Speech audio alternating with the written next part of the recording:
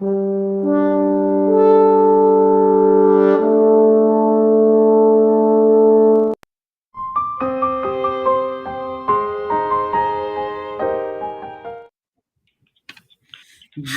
Don. I had to run and get my chair. You know I'm short, so I had to get my blanket so that I could sit up high. So people can see you. Oh my gosh! So yes, I am excited. I have something to show you too. Just a second, I have to share. You know, everybody's like, send me the link, send me the link. So I have to send them the link. Absolutely. I'm like, if you just subscribe, I wouldn't have to do all that.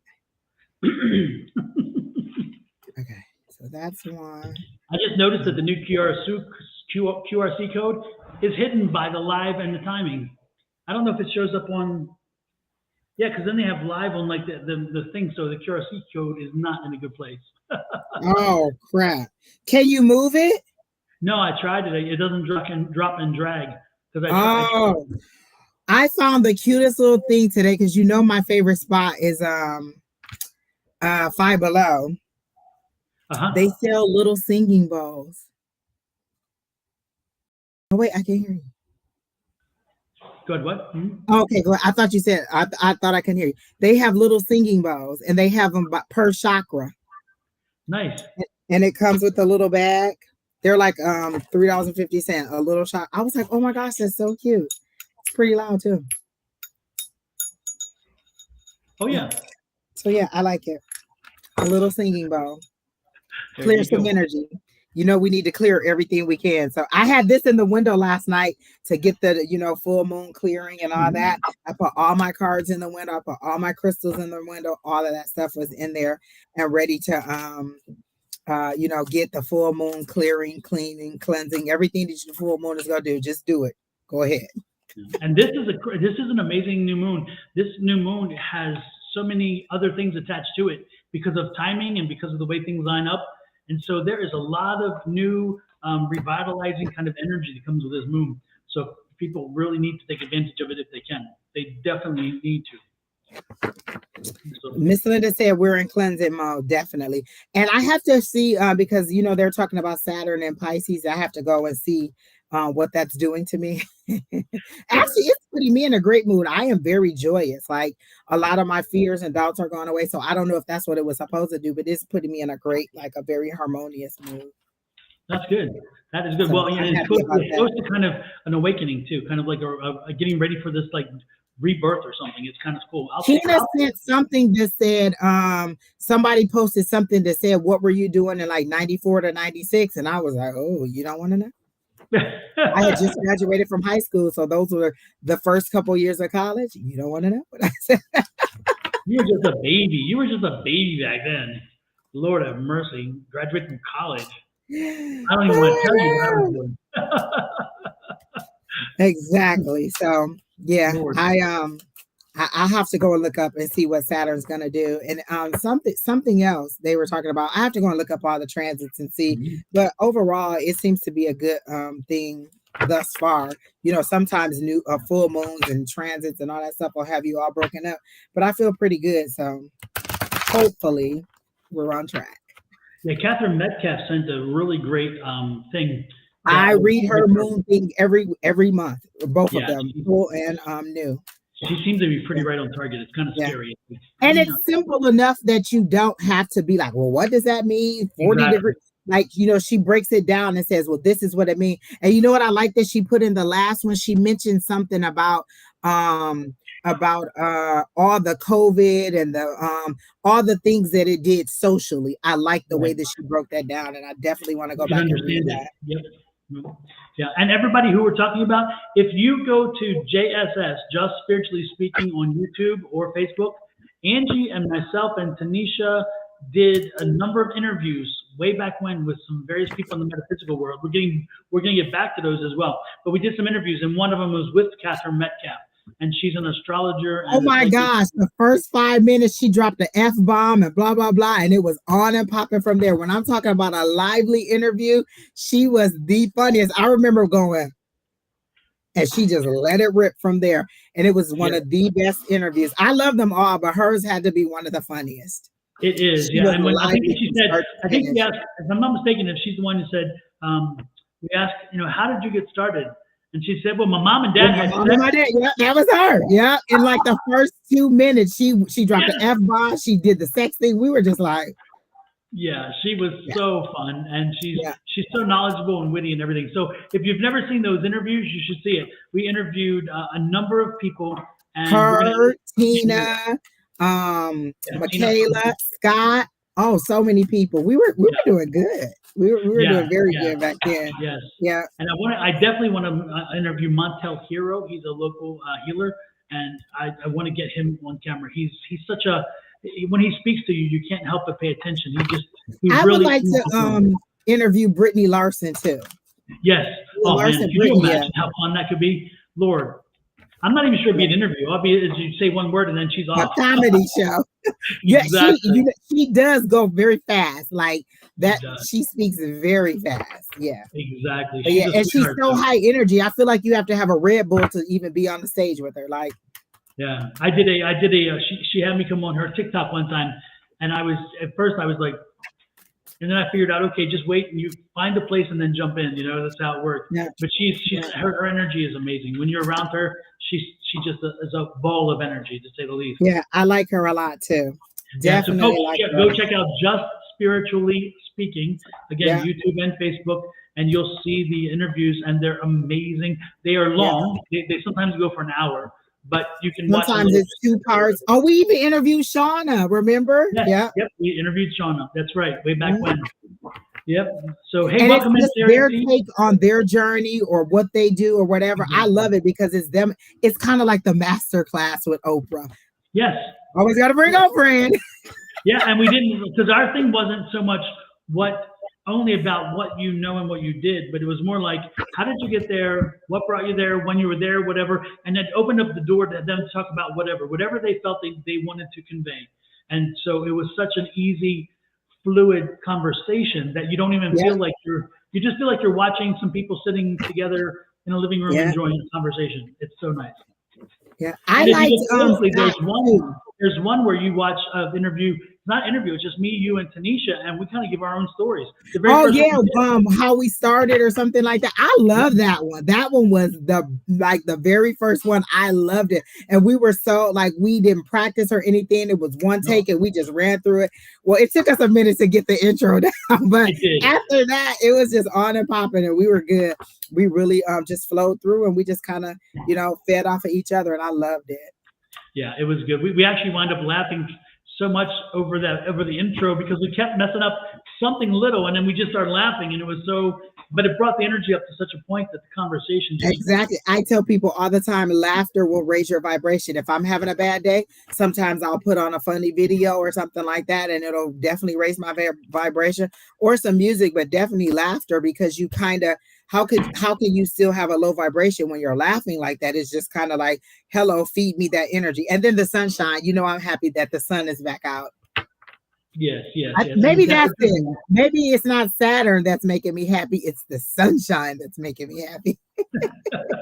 whatever it takes, right? We'll take whatever. Well, everybody, Yes, welcome yes. in Crystal, Terry T, Shelly, Vernetta, Elizabeth, welcome in.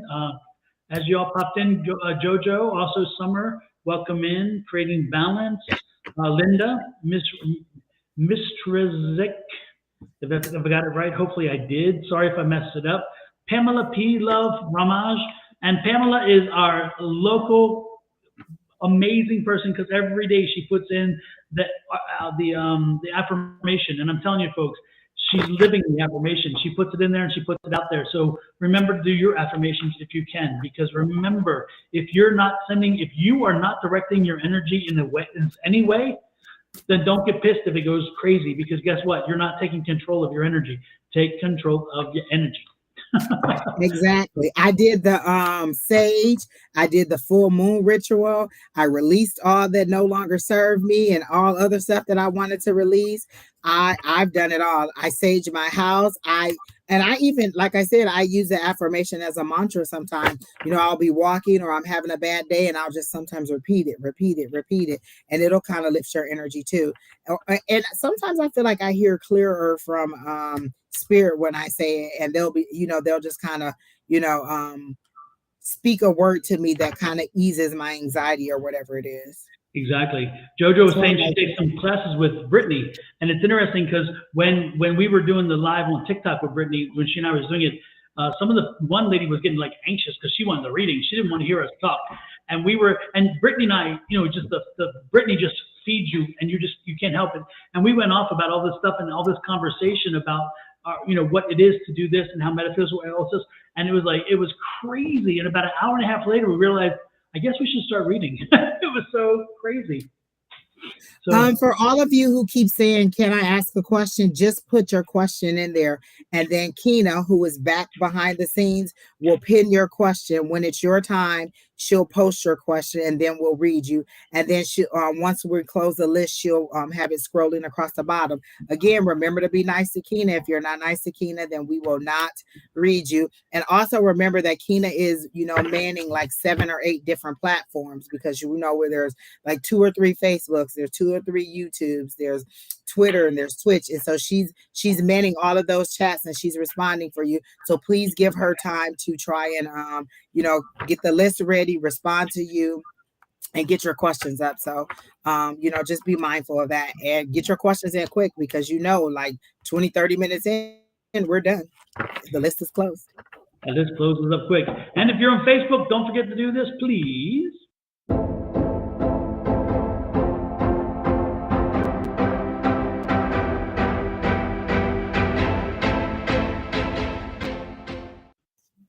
And if you're on YouTube, we're going to do this one.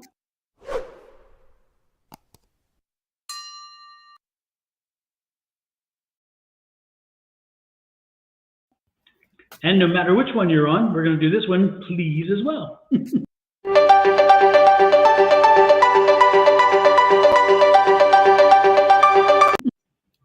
And today is Dave's birthday. Dave is joining us in chat. It's his first time, so welcome in, Dave. Oh, I did see that, Dave. Happy birthday. This is your birthday. For all of you. Go ahead. Oh, go ahead. No, Don, go ahead. No, I was going to say today's my brother's birthday, so I'm wishing him happy birthday. As well. I like it. What do you say, Angie? For all of you who are asking, how does blah, blah, blah feel about me? You can get a general love reading. I will not tell you how another person feels about you, but I will give you a general love reading. And if that person comes up in your energy, then you'll get an understanding of how that situation could turn out. But I won't tap into their energy on your behalf. That's a question that you need to go to them and ask. And I do understand your need to want to know, but I just feel like it's an intrusion on their personal, space by going into their energy and saying, hey, do you like Sally, when Sally talks to you and Sally can ask you. Exactly. So this is the birthday song for everybody whose birthday is today, including Dave and my brother and everybody else this week. This is for you. Happy birthday to ya.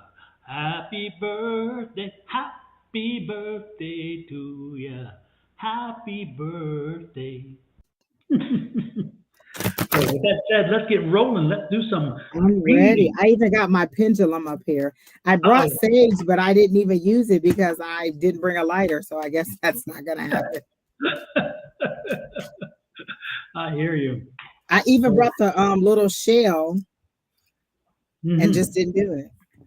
Yeah, I was in Sedona the other day and past weekend, and somebody had I went to the shop and this woman had this little teeny little house cleansing kit, smudging kit, with this little teeny piece of Santo, like this little, and one little teeny, and I'm looking and I'm like, and it's $48. $48. I'm like, what the hell? Crazy. So Lucky Empress 7, happy birthday. She said her birthday was yesterday and she's still celebrating. You get the whole month or however long you want to. If you want to celebrate in June for your birthday, that's your problem too. I'm with celebrations all the time. I'm still getting birthday gifts, and my birthday was on the 26th of February, so I'm okay with it. So what is who's our first person, Kina? Oh, the list is closed already. Wow, that was quick. And she told us it's Misty. I remember the first time she put her name up and I was like, Miss, and she was like, Misty. I was like, oh, okay, Misty. Misty, are you still here? Misty. Do do do do do do do do do do do do. Do do do do do do do do do. And she's from Twitch. That's right. That's cool. Oh yeah, she said she is still here. Nice, nice, Wait, good. what is Miss Linda saying? $48 for 1 square inch of what? Hi, Arkeisha. Oh, I think she meant because the box is so small. Oh, Because that smudging kit was like $48. It was crazy. Yeah, oh my and God. yeah, and mine was like twice the size. You know, crazy for half the price. Pamela says her birthday is Sunday. Well, then happy birthday to you as well, Pamela. Happy birthday. Oh, all these Pisces, just surrounded by Pisces. There are a lot of birthdays during Pisces season. Well, Misty, be prepared for some change. Stay in control of the change. Control how the change happens upon you, but be prepared for some change because it's coming. The news, again, the news is going to bring a lot of good energy for you. I see a lot of positivity. Was that the Chariot, Don? This is the Knight of Cups. So I see a lot of good positive things coming from that change, a lot of movement forward. It's like you were stuck or something, or you were kind of waiting for something to trigger or to move you, and you finally did, which is great. Hey, Naturally Divine Guide, it's nice to see you. And then the third card that I had is the Four of Cups. And so again, the change that's coming, it seems to be that it's a gift from the universe to kind of shake things up. You're kind of stuck. This is that stability card. And so that stability card says, get ready for change. Change is going to be a good thing. And then most importantly, of course, moving forward toward happiness. And I love this too, because this is that Six of Cups. Again, so the good part is you've been working on this. So it may be like, I don't know if it's a change of job maybe, or something you've been working on, change of job or career or something, but a change is coming. This is not I really don't see a wands here, so I can't say job necessarily, but I see a happiness cards here because of all the cups. And so something that's going to make you happier. There's a change in your life or in something that's, again, is going to switch things up and make you happier. So you're moving into a happier time. The most important thing is what you do with it. Look at this. That's the last card. So again, lots of happiness with this. You're moving into a much more happy, confident place, stage in your life. And again, things are shifting. So embrace the change, okay? It's funny that as soon as you pulled up your card and said control, I heard, because I said, what information do you want from Missy? I heard take control. And then they showed me the Chariot card, like you take control of the reins. If you want victory in this situation, you need to take control. But then the card that popped out was the Knight of Cups. Is that one of the cards that you had down, Knight of Cups? I heard if you want love, you need to love yourself. Like, do you love you? Again, if you met you, would you want to date you? And the first thing I heard was, do you love you enough? This is where you are at this Knight of Cups, somebody bringing in a romantic proposal, but do you have the emotional intelligence to accept that cup of love? I can bring you to the water, but are you going to drink it? So what I'm hearing Spirit say, because this is very emotional, I think a lot of your cards were cups, and both of the cards that I got immediately were cups, the Knight of Cups and the King of Cups. And they're saying somebody's going to offer you love. Are you ready for that love? Are you ready for it to come through? And I kind of see that the image that they showed me was of this, like, do you love yourself enough? Do you cherish you? So if you're in a battered place and I come in and tell you you're beautiful, but you don't think that you're going to always think I'm lying. Now that's a rift in a relationship because I think you're beautiful, but you don't think you're beautiful. So every time I tell you you're beautiful, you're going to think I'm lying. And then that's going to cause tension. So you have to, for real, be ready for love. Are you ready and open for love? All these cups, it has to be a very emotional issue. I felt like you wanted to ask a love reading, but you didn't. And so that's all that came up was love. There's a serious emotional issue. Like they didn't even show me anything else but love and you holding yourself. And then the question that I got, are you ready to receive the love that's coming to you? And have you given the universe the list of things that you want? Like when I always tell y'all, the universe knows what I want, how tall I want him to be, what color I want him to be, how, I want him to be a gentleman. I want him to have big gloves, all those things. The universe knows exactly what I want, So does the universe know what you want? What is your love language? Do you know what your love language is? My love language is actions. What do you do to make me feel loved? Some people just need to hear it. So you need to tell the universe, I want somebody who speaks love to me. I want somebody who speaks their emotions to me, or I want somebody to show me their love. So you have to decide what you want, because you could say, I want love, and you want them to say, I love you every single day. And then they're buying you roses and candy. And you're like, well, he doesn't ever say it. That's because you didn't let the universe know what you want. And I can tell you that if you say it enough, because they're tired of hearing me say it, they're tired of seeing my little list. They're tired. They're like, Angie, we got it. We know what you want. Don't tell me again. So you have to make sure the universe knows what you want and how you want it. And it's okay to be honest and truthful. Like I tell them all the time, I don't want a person that's shorter than me. I wear heels a lot. So when I put on heels, I'm 5'8". I don't want somebody that's 5'5". And that's not to say that they're not a good person. That's my personal preference. Again, what I say, it's all about protection. If we're the same height, we're not we're not defending ourselves against any kind of predator. They're like, oh, they're the same height, just knock him down and take all her money and everything. I need somebody who has a little bit of stature so that they know that they can't rob us or hurt us, and they have a little intimidation against that person. And that's just my personal preference. Not to say the short people aren't great, because I'm one of the short people.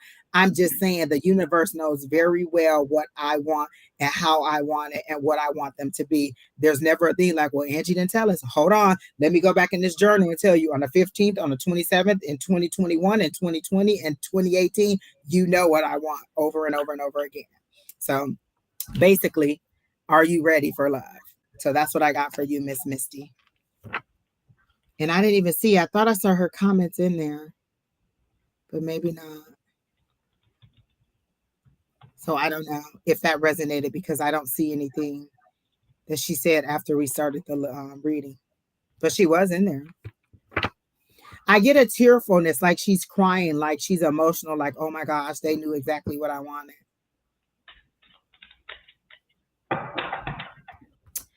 You know what, and a lot of people think that it's okay to say that. That's a kind of greeting that I think that people say, oh my God, you've put on weight. How do you tell people that? Or like, when I was pregnant, the one thing that I hated for people to say, oh my God, your nose is so big. Really? You don't think I have a mirror? You don't think I look in the mirror every day and see what my face looking like? That's not a compliment. Oh my God, your nose is so big. That's not nice, but I guess. Bless their little heart. Exactly. Bless your heart.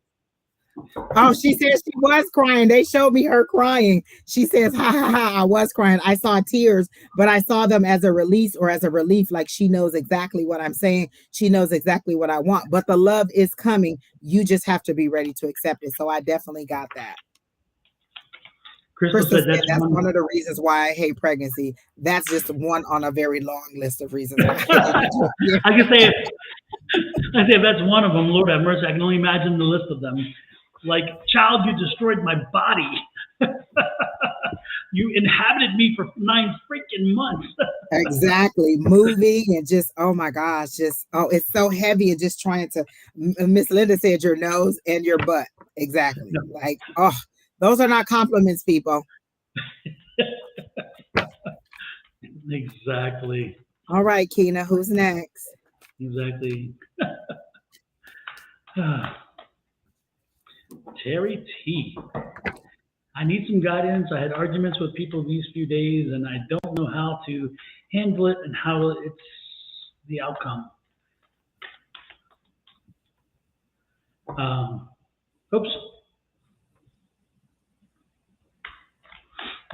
Oh, I saw that. Miss Arkisha giving us her update saying that she had a great time in Cancun. Great. I feel like you have another vacation coming up in May. Are you doing something for Mother's Day, or are you planning some kind of celebration, Arkisha? I know you're not on the list, but I see a celebration. I see big hearts, and it says May. So there's something happening in May. If it's not graduation or Mother's Day, there's a big celebration in May for you. So I don't know what that is, but I do see you having another good time, because they're showing me pans of food. So maybe you'll be catering something. Oh, remember, she's the one who wanted to know if her cooking will work, Don, or if that was going to be. So I see plans of food and those little, what are those little things that keep the fire under your pan? What are those little things called? The little Yeah, the whatever. little like kerosene things or whatever. Yeah, Little they know what I'm kerosene talking things. about. So I see those, Arkesha, and I see like little silver pans, like you're catering something, and maybe you're behind it, and you're dressed in a uniform, like with your chef hat on, and your apron, and you're very neat. So I do think that your business will pick up this summer. And remember, in Michigan, open houses are very big around that time because that's graduation. So be prepared to cater graduations and open houses and things like that. So I do see your food business picking up, even though you're not on the list, Miss Arkesha. Julie says sternos. Sterno. Yes, Oh, sterno okay, burns. sternos. Yeah, I would have never called it that. Exactly what I said, the little things that go up under the silver pans that keep the food. But sternos are good. Absolutely. Hey, before we move on, Terry T, you're never a downer. Don't worry. We love you. We adore you. So don't worry about that. Um, somebody's father is named Tom. Tom recently passed, I would say within the last 2-3 years. Tom is here. So just to let you know, Tom came in and Tom's like acknowledging your presence. If your father is Tom, he's a dark-haired man, very handsome man. Um, uh, again, father, if your father is Tom and he died in the last 2 or 3 years, let me know because he's here. But we can continue on with Terry T but I'm almost, again, this is an energy, it's here, but I don't want to take time up if you're not here, whoever it's for. So if you Oh have my gosh, Terry T, my ear is itching so bad, and I got information. They said you may not want to hear this.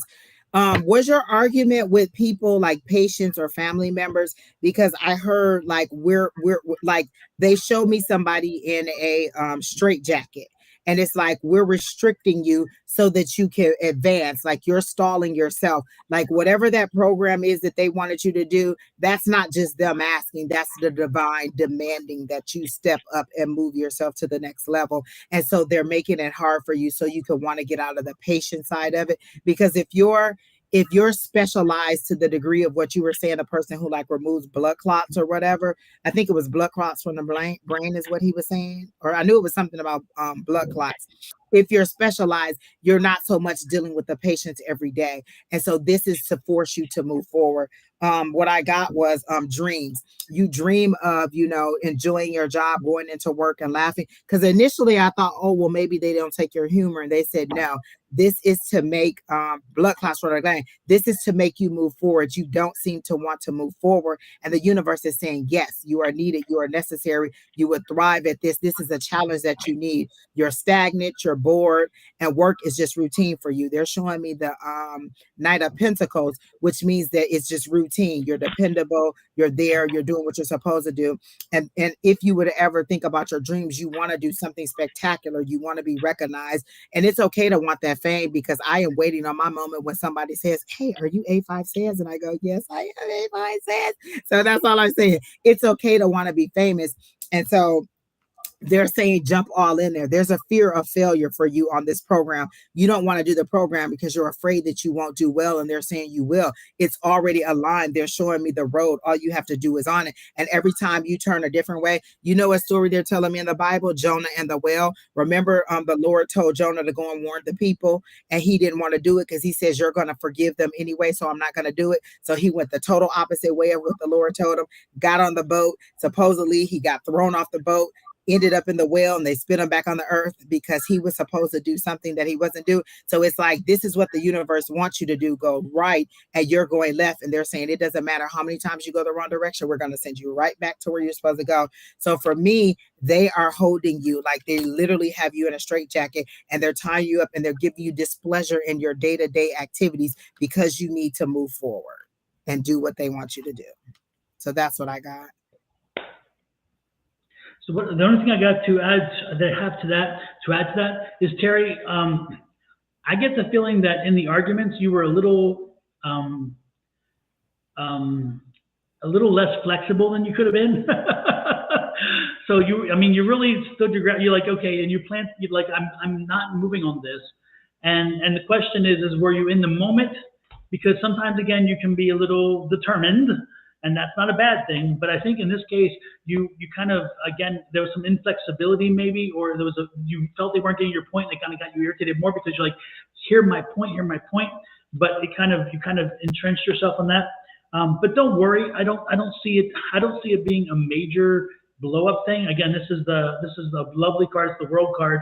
So again, I think that the conversation, all that stuff, put it in perspective, move on, don't hold it against people.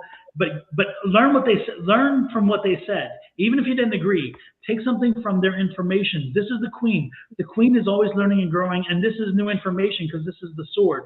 So again, learn and grow from what information they gave you. Even if you don't agree with it, even if you didn't think it fit the situation, I do think that you should again give some credence to what they said, so where you understand their point of view, even if you don't believe it was the right point of view. Okay.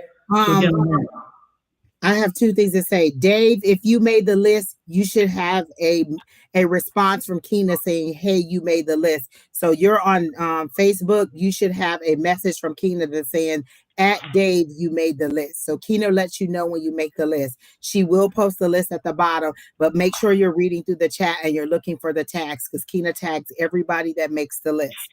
Also, Terry T, this is what Spirit told me. There was two things. In 5 years, will this argument even matter?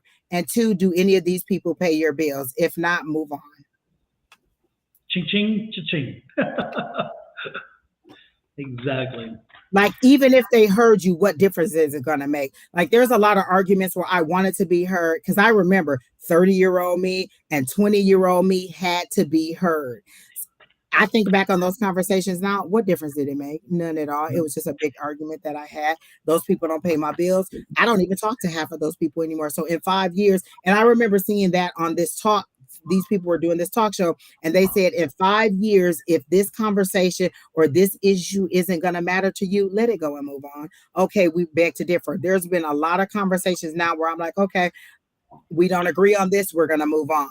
It doesn't matter, especially if this is in my personal life. Like there's things that, people that we don't agree on all the time. Okay, that's fine. Move on and keep it going. Especially now that that we're into this. There's a lot of people I don't believe in. Okay, that's fine. We're going to move on. I'm not going to argue about it. I'm not going to have this discussion with you. You believe this and I believe that. We're not going to discuss it. I'm not going to argue with you. I'm not going to try to make you see my side. You don't pay my bills, so I don't have to listen to anything that you're saying. Move on. Yeah.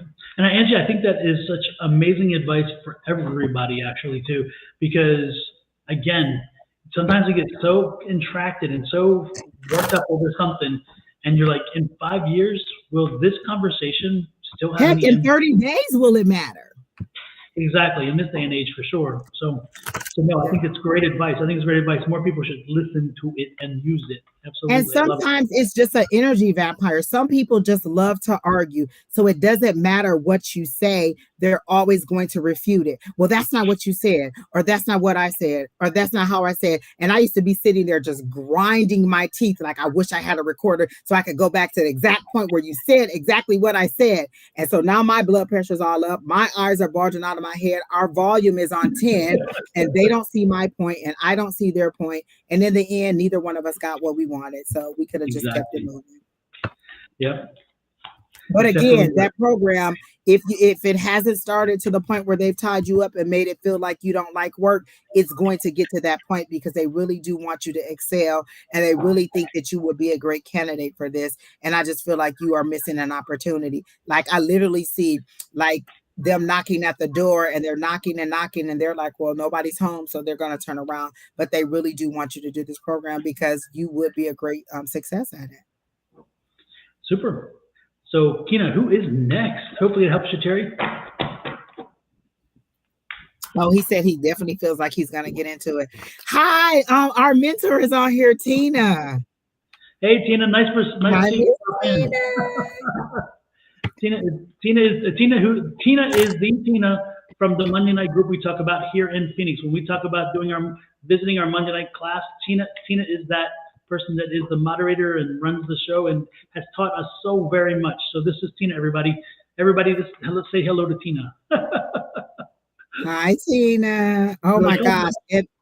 I am constantly saying some of the things that Tina taught us. And like I always say, your introduction into the metaphysical makes sense or kind of guides how you go along. And she was so very clear. There's no competition. There's enough room for everybody. you know, just basic things that she told us, and I was just like, oh my gosh, this is so great. And to this day, I still hear those things, even if I grind my teeth and roll my eyes when I hear them in my head. Like, I know, Tina. Yeah, Tina is the one who kept telling me. I would say I'm not a psychic. I mean, I'm not medium. Not a medium. She's like, yeah, okay, whatever. You That believe was it. my thing, because I used to be like, I'm not good at mediumship. And she was like, stop saying that. And so I changed it from I'm not good at mediumship to I'm getting better at mediumship. Exactly. So there you go. All right, Kina, who's next? Oh, Tina. All right, Miss Tina. Okay. I hear baby number 2. Is there another grandbaby on the way, Miss Tina? Because I heard baby number 2. Oh, it is. I clearly heard. They didn't even show me a belly. I heard baby number 2, and I feel like it's a boy with who looks a lot like the dad, like the little, like I see the little haircut and everything. Oh, she said yes. I heard baby number 2 so clearly. Oh my gosh, and I feel like it's a boy. Oh, it's a girl. I felt like it was a boy because I saw the little short hair. And well, maybe she'll be a little tomboy, but she said it's a girl. I felt like it was a boy. The funny part is when I saw her, Everly, I feel like she's gonna be a great big sister. Yeah, it's funny when I saw. She thought it was a boy too. Yeah. So when I saw Tina the one night before, she had just found out, and I walked in, and I'm like, I told her number 2, and she's like, yes. And I'm like, okay. And then, but I saw a boy too, and I told her, I said it's gonna be a boy, and I was wrong. Maybe the doctors are wrong, Don. We have a direct connect to the spiritual baby. It's a boy. Exactly. Buy a lot of yellow and green, because you don't know. It's not gonna be a girl. Oh, exactly. Tina said maybe it's both. Is it 2 babies in there? Whoa, baby. Oh, Lord, no. But I do feel like the little sister is going to be a big help. Like, she's going to want to get up there and help feed the baby, help, change the baby. Little things that she can do as a big sister. I see her in a shirt that says big sister or something like that. She said, no, just one. Okay. And then I see, are you about to have the baby shower? Because I see like you getting the land ready for a celebration or for some kind of party, like you clearing out stuff around your land. So I feel like you're getting ready for a celebration or party or an event. Something is going, because I see you like clearing out the land, like clearing out the brush, getting the yard all ready for some kind of specific event. And then they showed me again, and I've seen this for you before, the walls being pushed out. Like, you're here and the walls are being pushed out. So you're being expanded, not just in the baby department, but expanded in your metaphysical. She says she's having a huge trance event. Okay, so I see it. Okay, and I just feel you're getting bigger and bigger and bigger, and they're like pressing you out. You have new ideas. There's something new that you want to do. In addition to whatever this trance event is, there's something new that you're thinking about. And is this event, not the trance event, but the new event, is it something? Oh, there it is, Don, with the car. Is it, dang, those hands were on fire. I like the power in that. Mm-hmm. I love the way that card looks. But is the event in May? They keep showing me May or June. Is there something specific in May or June? Oh, the tutors are coming from England. That's for the trance event. But there's something else that you're going to do, like another idea that you have that you're coming up with on your own that is going to draw a lot of people, like more people than you thought. And I see you splitting in two, like there's going to be this and there's going to be that. And I think she did that. Did she do that with the trans event too? The two? Okay. So I feel like the class is going to be so overwhelming. She's going to have to split it in half. Oh my, Don, I think we may be psychic. We're like reading each other. Exactly. So I do feel like there's going to be another event coming up that she's like kind of mulling over in her mind, and she hasn't even kind of put pen to paper or kind of even spoke it out and got it together yet, but it's coming, and she's going to have to split it because it's going to be so great, and it may end up being an annual thing, but I don't know if it's this trance event. It could be something else, but definitely there's something else that's going to happen for you, Tina. I'm so excited. I'm definitely going to keep watching online because I want to know, and I might even join the mediumship class that you're doing, Don. You know, the year one. I'm thinking about that. Adding that one. The next class is like the 21st or something. This coming month is going to be different. It's going to be 1 week later, because of the an event that falls on that specific I day. think I want to add to that because it's once a month, and so I do see you adding another event, and it looks like it's going to be great. Yeah, and this But is go that ahead. planning card. The planning, so start putting flesh to the bones on that other event because this is that planning card. But it definitely, I can see that something's going to change, like something's going to pop. So definitely that change is coming. All these events are going to bring about a change. And again, it's a change in a way that you get noticed. You're working to get noticed, and all of a sudden now you get noticed. You're like, how is that possible? And look at this. It's because you're aligned. You're aligning with, again, your chakras are aligned. Everything is lining up for you. It's like it's meant to be at this time, at this juncture, as you would say, which I love it. And look at this. Don. Oh, go ahead. I'll say it later. This is the 3. This is the wisdom. This is that reaching out, talking to people, getting people's advice. You've been doing that. You've been getting that advice. You've been talking to people, trying to figure things out and work your way through it. And you did. But look at this. You've been patient, and it's coming to you. This is that Queen of Wands. That's that patient entrepreneurial energy. So again, you're going to find what that is, and you're going to blow it away. So again, start putting some flesh to the bones with the plans. Don, show that Tower card again. I don't have the Tower. I have the Death card. What was that gray card? What is that? That's the Death card. Oh, Death card. Okay. Right. So they said it's the end of your anonymity. You're going to be like that famous that person. That it's the end of your anonymity. You're going to be that's that big drastic change. And it's going to be a good thing, but it's going to be overwhelming at first with people being like, oh, that's you. And, kind of that moment that I'm looking for, that are you A5Says? Hey, are you Tina? And you're going to get that recognition. You're about to lose your anonymity is what I'm seeing. Like you're just about to explode, like Don is saying. Like it's a necessity. Like I feel like you have an event, and out of that event, this buds out of it, and it's bigger than you thought.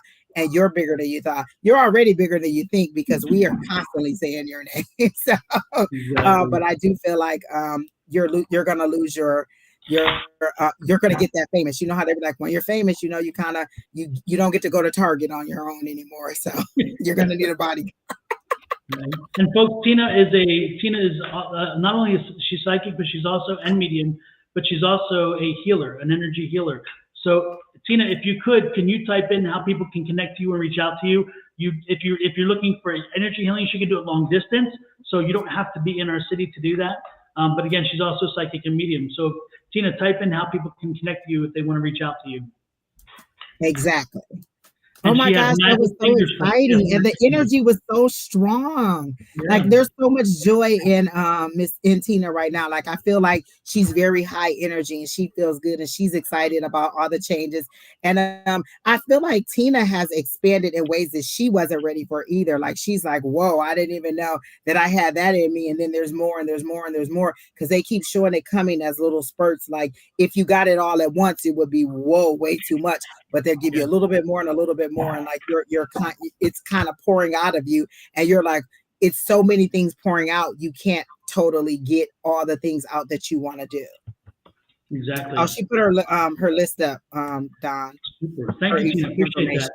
Yeah, but I do see some things closing at the same time. So don't be afraid. Don't be afraid to jettison some things as you feel they are no longer productive. So I can see you getting rid of some things too. So be prepared for that. And you know what I'm talking about. You probably already have some ideas of some things that need to be maybe put to rest. Because again, you only have so much time. You only have so much time in a day. So even Tina. I think you might be psychic, Don, because I think we're thinking the same thing. Exactly. Yep. So Judy Nails, there's Tina's info at the bottom. It says www.tinaescoto.com. So there it is at the bottom of the screen, right there, her name and then her information on how you can reach her. And it's also in the chat. You're on the same Facebook page, so you might be able to see her information now. Oh my gosh, Tina, it is such an honor to have you in our live. Yeah, thank you for coming in. We appreciate it so very much.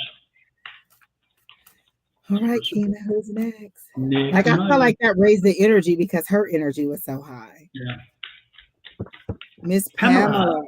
Birthday girl, the birthday girl. Immediately I saw she said there's a major shift happening. You guys are spot on. Exactly.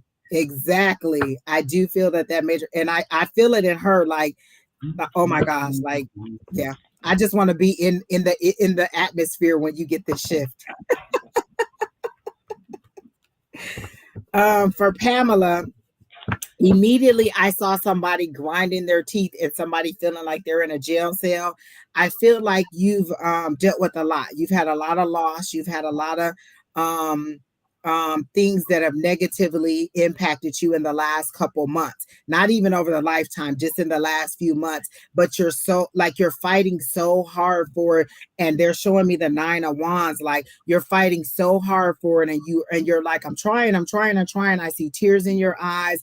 I see loss after loss after loss, and you're just like, oh my gosh, when are you going to help me to get out of this situation?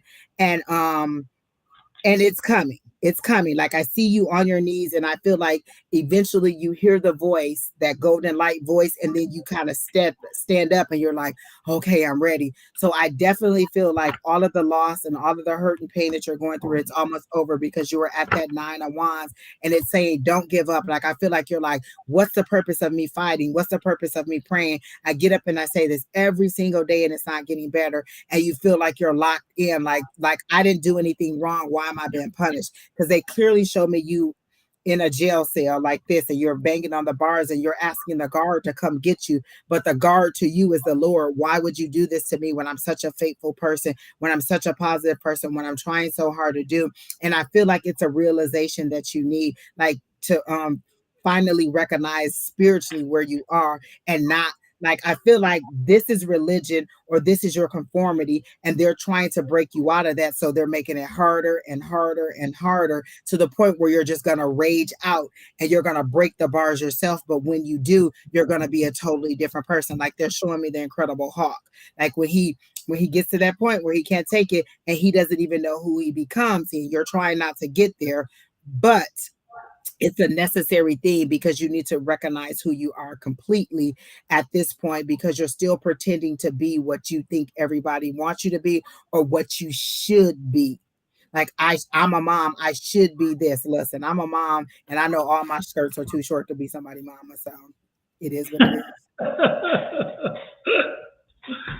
Well, the only thing I got was the only thing additional that I received was again, it's like I think you just need to find a way to release so much pent up mixed emotions. It's not just one emotion. I'm not getting just some sorrow or some loss, or it's like all this mixed stuff, and it's just like a lot of heavy weight you're carrying. And I feel like, yeah, exactly, that's a heavy As soon weight. as you Again. said it, it popped out immediately, Don. Exactly. And so I really do think you just need, there is a need to find a way to release it. If it's just going someplace out and screaming, just yell as loud as you can to release that kind of, again, pent up frustration, or some way to direct it into a different venue or something. But I do think it needs to be expelled. So that's why I'm saying yelling or getting out and shaking a fist, and maybe go do some kind of ritual dance or whatever. I would also suggest to you, Pamela, to write down those things on a piece of paper, like this size, fold it up, and make sure you burn it tonight. Because again, you missed the full moon, but we still have enough residual energy. Burn that list tonight, folks. Anybody, if you want stuff out of your life, today is the day to do it. Tonight. List the things you want out of your life, fold it up, take it outside and burn it. Make sure the paper stays outside and gets back into the earth. While it's burning, say, with this smoke and with this full moon goes X, and to say it for each X, Y, Z, whichever one, but with each of them, say it, okay? And Pamela, I think you should consider doing that and releasing this, because I feel so much pent up. And it's like it's like you're a bottle, and there's only so much before the cap bursts. So don't allow all that to be in this way, because I think if you're not careful, it can manifest physically, and we don't want that to happen. Okay. So I would think right now your blood pressure is probably running high, because again, you're taking a lot in, but you're not letting it out. So consider that. Don, they keep telling me to tell her about amethyst. You're always talking about amethyst. I feel like she really needs a piece of amethyst to carry with her. Like definitely just, and, to keep it on her body, in her pocket, in something, and carry it with her. They're really telling me to tell her. Yeah, exactly. And amethyst brings you clarity of mind. It helps you to kind of, again, clear your mind and think clearly, because sometimes we are so much into our moment, so much into ourselves that we can't do that. And so the amethyst will do that for you. If you don't have amethyst, Pamela, let me know. And we offline, you can DM me through Facebook, your address, and I'll send you some for free. No charge. I'm serious. I'll send you some because you are a sweetheart to us. And I really would like to help you with the clarity as best you can to kind of clear things up. That amethyst would go a long way. So if you're so inclined, let me know and I will send you, message me your address or something and I'll send you some for free. Yeah, I really feel like she's so bound up, but it's kind of that fight. They're showing me the moon card, and it's that carnal versus that spiritual. Which way I know, which way I go. This is what I know. This is where I need to be. And are you looking for a new job? Because I heard the job is coming. Just trust, but you have to be emotionally ready. Because if we give you a job and you're still in that downturn, and somebody says something to tick you off, you're just gonna blow up. So they're saying you need to emotionally be ready. But I heard the job is coming. Definitely a new job is coming, and it's something that you'll enjoy. Like I feel like you like talking to people, and what you need is people that you can kind of conversate with. Like you know how there's a greeter or there's people who just are conversationalists. Like they really love talking to people, not necessarily customer service in the way that you're on the phone, but in the way that you get to greet people and talk to people and learn their concerns. I feel like you would be a very good front desk person where you would come in and you would find out what their needs are and you would get them set up and, get them already and make people comfortable about where they are. So I do feel like there is a new job coming for you, but I feel like you're a people person and you really do like talking to people and you really do have good advice for people. And so I feel like you want to share that advice that you have for people. And so I do hear that the new job is coming. And I see Target. They're showing me the Target symbol. So I don't know if it's you're on Target or that you're going to work at Target, but I do get a sense of, I do see the red symbol for the Target, but a new job is coming.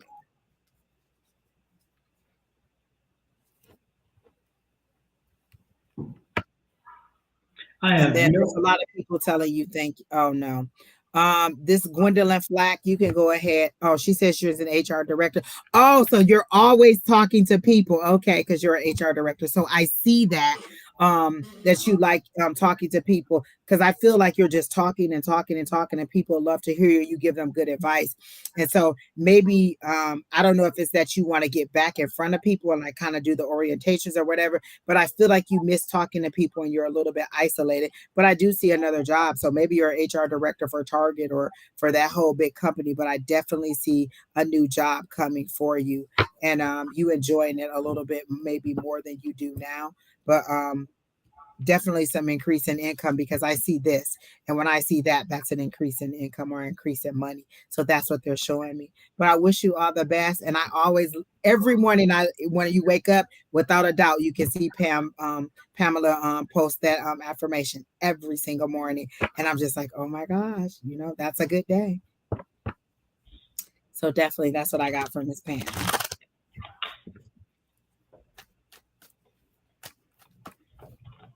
So who is next? Okay, Keena, who's next? Nathan Wilkes.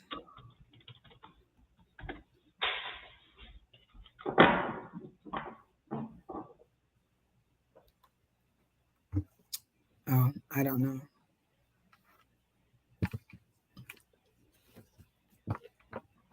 James Heary Tarot. No, we cannot send you a friend request. We do not go into your inbox. We do not accept those kind of things.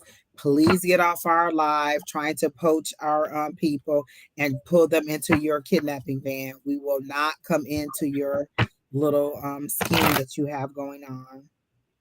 For all those people that are asking you to come into their inbox, can you please report them first and then block them?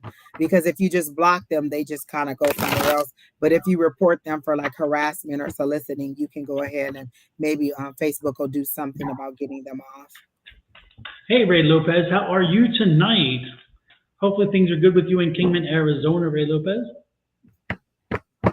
All right. So who was up? I forgot who is it. I did too.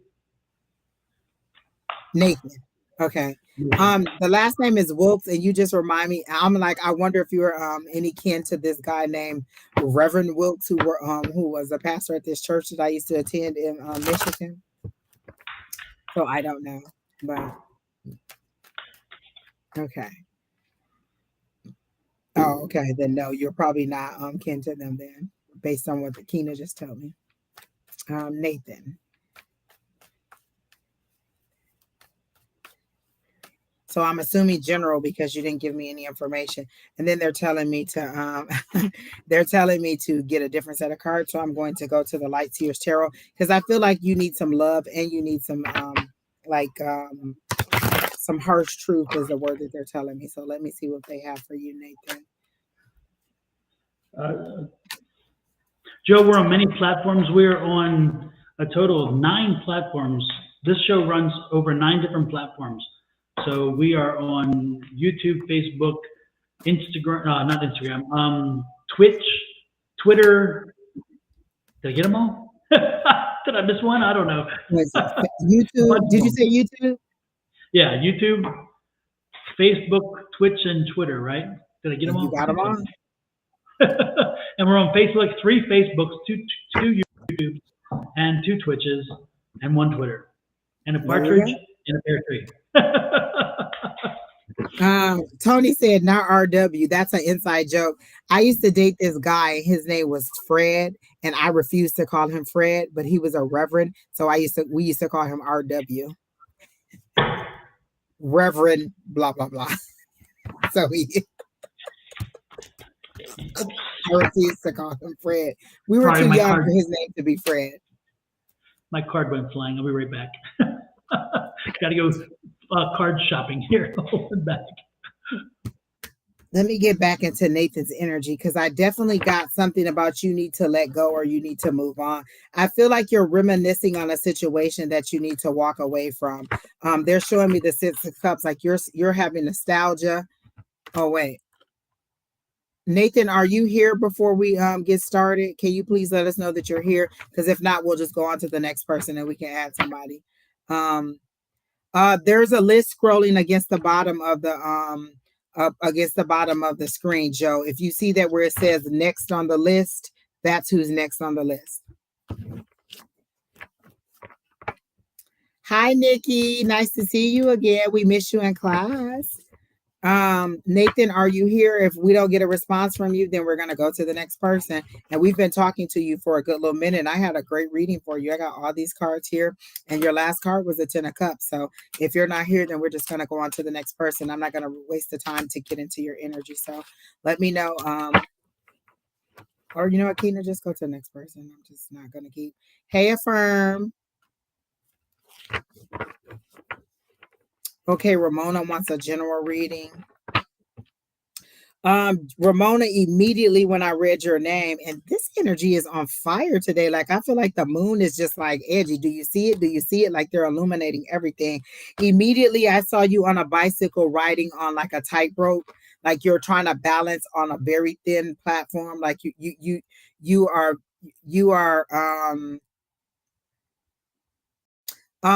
Kelly, Kleck Ellie, you do not have to keep putting that paragraph in there. We saw it the first time. The list is closed. If you're not on the list at the bottom, you missed it, and you do not have to keep putting that huge paragraph in there. And Don and Shauna will be back on in the morning in case you want to join. But you probably, I don't see your name on the list, so you probably missed the list. But thank you for tuning in, and you can come back tomorrow. Don will be live tomorrow.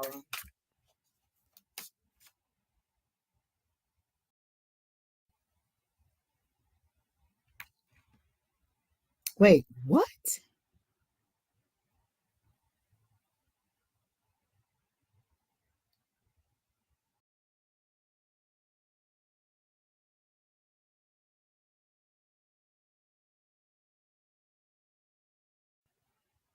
Oh, wait, is this something where you're giving us feedback? Because I can't tell if there's a question in what you're saying. Having my lower back is like restoring my life. Oh, love her back. Okay, is this something that we predicted and you're telling us that's what happened? Because I'm not understanding. Is this like you coming back to tell us that what we predicted is good, or are you just boasting about getting your lover back and him blowing your back out?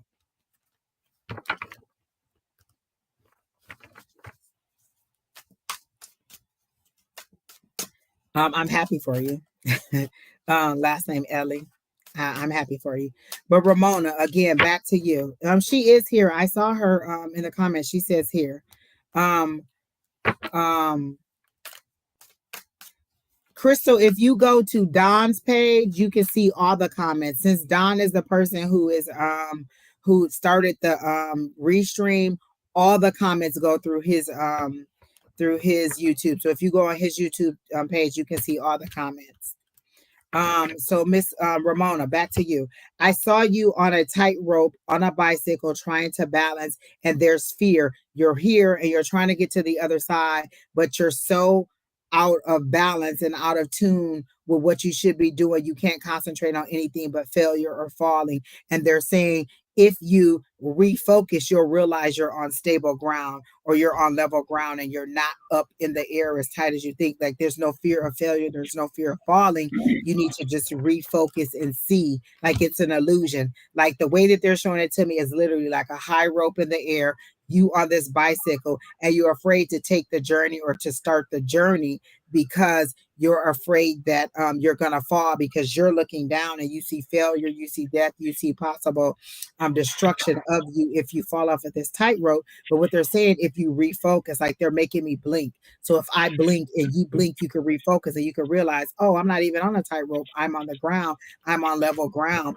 Or maybe you need to ground, but and then you can go ahead and start the journey. There's a lot of fear in you from doing something, and literally what I heard was this is easy as riding a bicycle. Like whatever it is that whatever journey that you're supposed to be setting out on, you seem to be very knowledgeable in it. You seem to be very prepared for. You're just afraid to like take the first step or start pedaling or moving across. But it seems to be that the destination is already in sight. The road is already paved. You just need to take the first step. And you keep saying, you keep praying for something that they've already granted you permission to do or to start. A lot of things start with you taking the first step. I always tell the story of how I woke up in the middle of the night. I couldn't figure out why I was up, got on the computer, logged in. I had to follow a series of steps that the divine wanted me to do. So they woke me up in the middle of the night, couldn't sleep. Why you want me up? They won't tell me. In my frustration, I got up and logged into work, got onto work. They told me to search for something. I searched for what they told me to search for. It was exactly what I wanted. I applied for it. I was approved and I did it. But it took me first getting up out of the bed so that I could start that series of steps. So it's not always, okay, here's the beginning and here's the long journey. Sometimes it's about you starting the steps so they can pull everything else along. Like they already had this lined up for me. I at least had to get up out the bed and log into the computer to start the process. And so what they're saying is stop being afraid to start the process and start pedaling across the road. If you start pedaling, you'll realize that you're not on a tightrope, you're on level ground, and you can go ahead and move forward. So that's what I got for Miss Ramona, Don. And she's not giving me any feedback, so I don't know if I'm Ramona, are you here? She's here, but I don't know if Okay. any of it's resonating. Okay. And I'm hearing if you want to be creative, then just do that. Be creative. I don't know if you're trying to sing or to do some kind of craft or something, but they literally showed me if you want to be creative, then just do that. Be creative.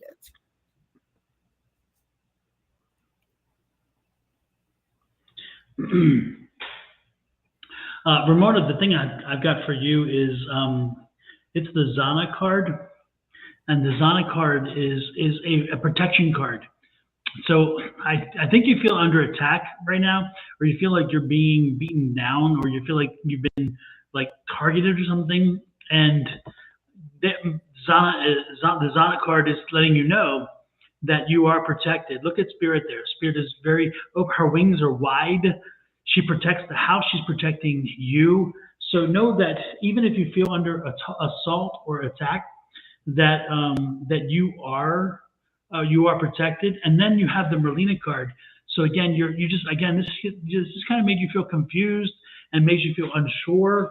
of yourself, all those feelings that you're going through. Again, because you don't know what's causing it, you don't know why you're not able to move forward or whatever.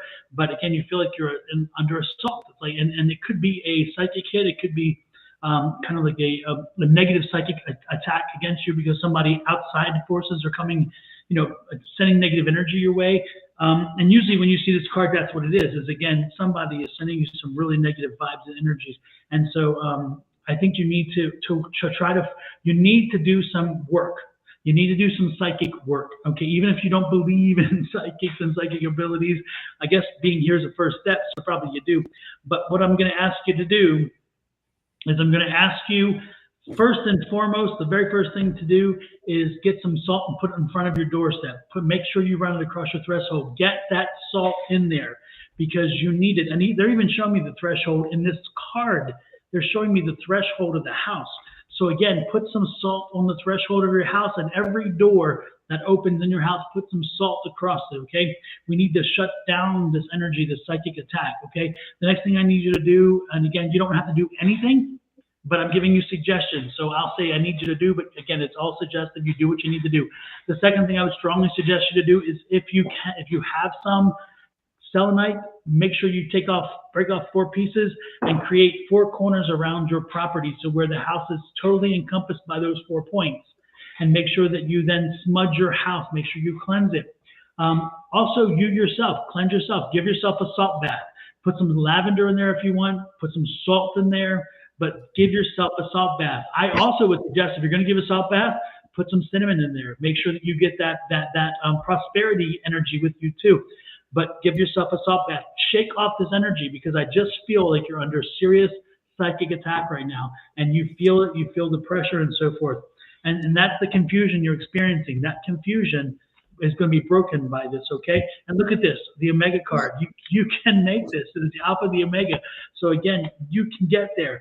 You have the strength to make this happen. So don't sit there and let it happen, okay? And don't look for somebody else to come, somebody else to save you. This is some old energy that's come after you, okay? So make sure that, and again, this is strange. If you all don't, the point is, this goes a little different than what my readings usually are. There is some psychic energy here that I'm telling you. Somebody is sending some seriously negative vibes. So again, the Akashic records are here. The Akashic records, again, this is something that's tied back a long ways ago. Somebody you got crossways and somebody's, with somebody and they're coming at you. So protect yourself. Give yourself some energy. Also, if you really feel it happening, the one other thing that I tell everybody, if you really feel this energy coming at you and take a gold disc and visualize having a gold disc and then spread it out and then put like a cloak over you. That gold cloak will protect you. It will send the energy back. It will keep them away from you. So I think you need a few good nights sleep. And the way to do that, protect yourself, protect your house, and keep this energy away. And as you were saying that, Don, the 4 of Pentacles came out and they said, you're holding on to this energy. You're holding on tight to this energy. You could let it go. And the one thing I heard was stop praying and asking what to do. They're telling you what to do and you're not doing it. You're just asking over and over and over and over again. They said, stop praying, not stop praying. Stop asking what to do because they're telling you and you're not doing it because it's not what you want to do. And what they're showing in the parable that they're giving me is the one where the guy told him to go and wash in the lake, and he didn't want to go wash in the lake because it was a dirty lake in the Bible. And they're saying, I gave you something very simple to do, but because you thought it should have been more something complicated or something more, spectacular than that, you didn't want to do it. He told him to go wash in the lake and everything would be fine. He didn't want to do that because it was such a simple task to do. And they're saying, you're holding on to this. This is the 4 of Wands. You're holding on to people, places, feelings, energy that you need to let go of. And then the Magician card came up, and it came up in the reverse. And I normally don't read the Magician card in the reverse, but they said that's because you laid down your power. Like literally, they showed me your power just laying on the ground. You gave it away. You gave this power. That's like somebody saying, oh my God, you're cursed. And then for the rest of my life, I'm thinking I'm cursed. You can speak that I'm not cursed. You don't have to believe it. The other day, this lady gave me a reading. She told me that I had the most unloving energy that she had ever felt. I made her heart chakra hurt, and that I would not receive love because I didn't give love, and because I was unloved. I was unloving, and I was just like, "Whoa!" I let that reading roll off my back like the water on a duck's back, and kept it moving. I didn't let it I didn't let it ruin my day, ruin my life. So just because somebody speak over you doesn't mean that that's what they have to do. If somebody says my name wrong, I don't have to answer to it. So you lay down your power. And then this is saying you're headed, they're ready to move you to calmer waters. This is that Six of Swords. This is that chaos that you're in. They're ready to move you over when you're ready to step up and move on. Like just because someone tells you something, or because you have heard something about yourself, you don't have to believe it. You can revert that anytime. That's the one thing that spirit is telling me. You have the power. You're the alchemist. This is the card that came up for you. You're the alchemist. You have the power to change that outcome.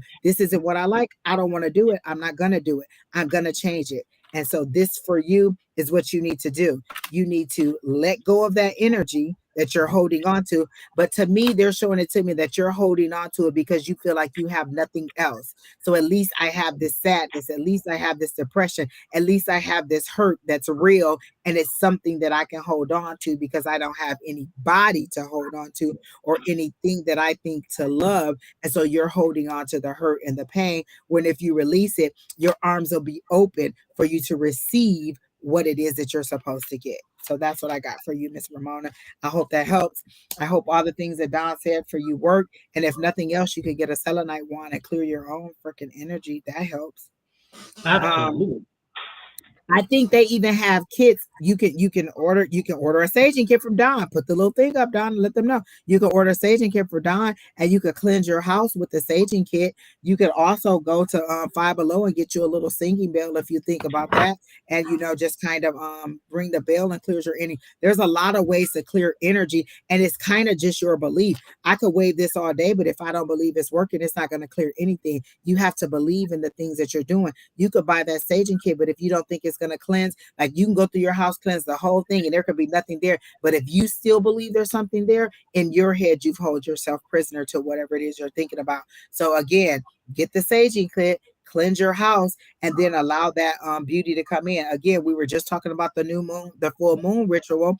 Also, why don't you go ahead and do the ritual? I release those things that no longer serve me. That's the simplest things you can say. That full moon energy. Saturn just entered Pisces. Like there's dang, 3 people just scanned the code, Don, that quick. There you go. So like, if you harness that power, like people don't believe in the power of the moon, but this is what I say all the time. And it took me until my 20s or my mid-20s or 30s to realize, if the moon can control the tide of the ocean, and it's all water, and we're like, whatever, was it 60-70% water, then you don't think that it can control our emotions, and it can help us to be, it can help, it could in some kind of way affect us. You have to believe in in what it is that you're putting out there. So you have to believe that you're clearing, that you're cleansing, that you're letting go. Literally, some of the things that I say, I release those things that no longer serve me. I believe in that affirmation that Don created for us. I believe in infinite abundance, and all my wants and needs are met. And I could tell you a year ago, maybe 2 years ago, I was not an affirmation person. I would hear it. You know how they say, speak, life and death is in the power of the tongue. I didn't understand what that was. You speak those things that is, oh, I can never find a job. Oh, I'm never going to get married. Well, I guess you're not. You're telling the universe what you want. I don't ever want to get married. So you're not. But if I say my husband is coming, or this is what I want my husband to do, when I speak positivity, the universe is like, oh, okay, this is what she wants. Let me bring it to her. I want $10,000, then they're going to send me $10,000. I want $100,000, they're going to send me $100,000. I want a show where we can do this live and have an audience and interact.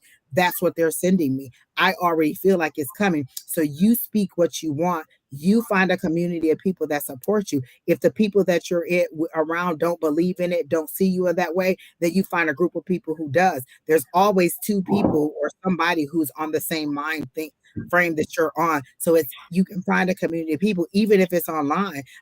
Listen, the other day I went for a walk. I was walking home. I met this lady. She talked to me for 20 minutes. I was like, look, lady, I got to go get the kids. Literally just walking down the street. And she told me her whole life. I just bought this motorcycle. I broke my leg. I put she literally just went off because I was a safe space for her to talk. So you can meet people just in the grocery store who want to talk to you. It's you taking back your power. Pick your power up and move forward.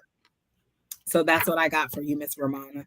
And again, if you need that support, come to our Tuesday night class.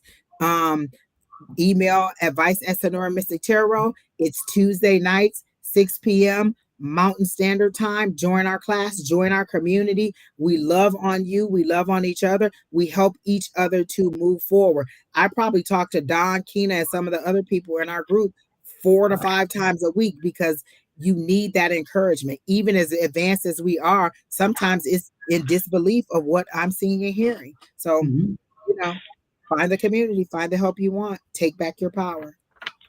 Exactly. So there you go, Miss Ramona. I hope that helps. And a little side note, I just you put the email up there. Oh, for us? Mm-hmm. For advice at Sonoran Mystic Tarot, so she can join the Tuesday night class. Let me pop it up here. Let me find it real quick.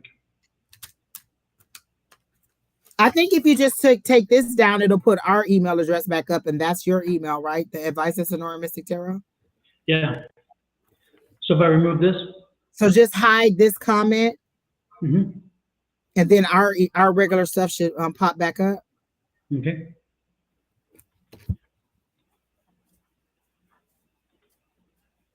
Oh, maybe not. I think it's the caption that's kind of doing it.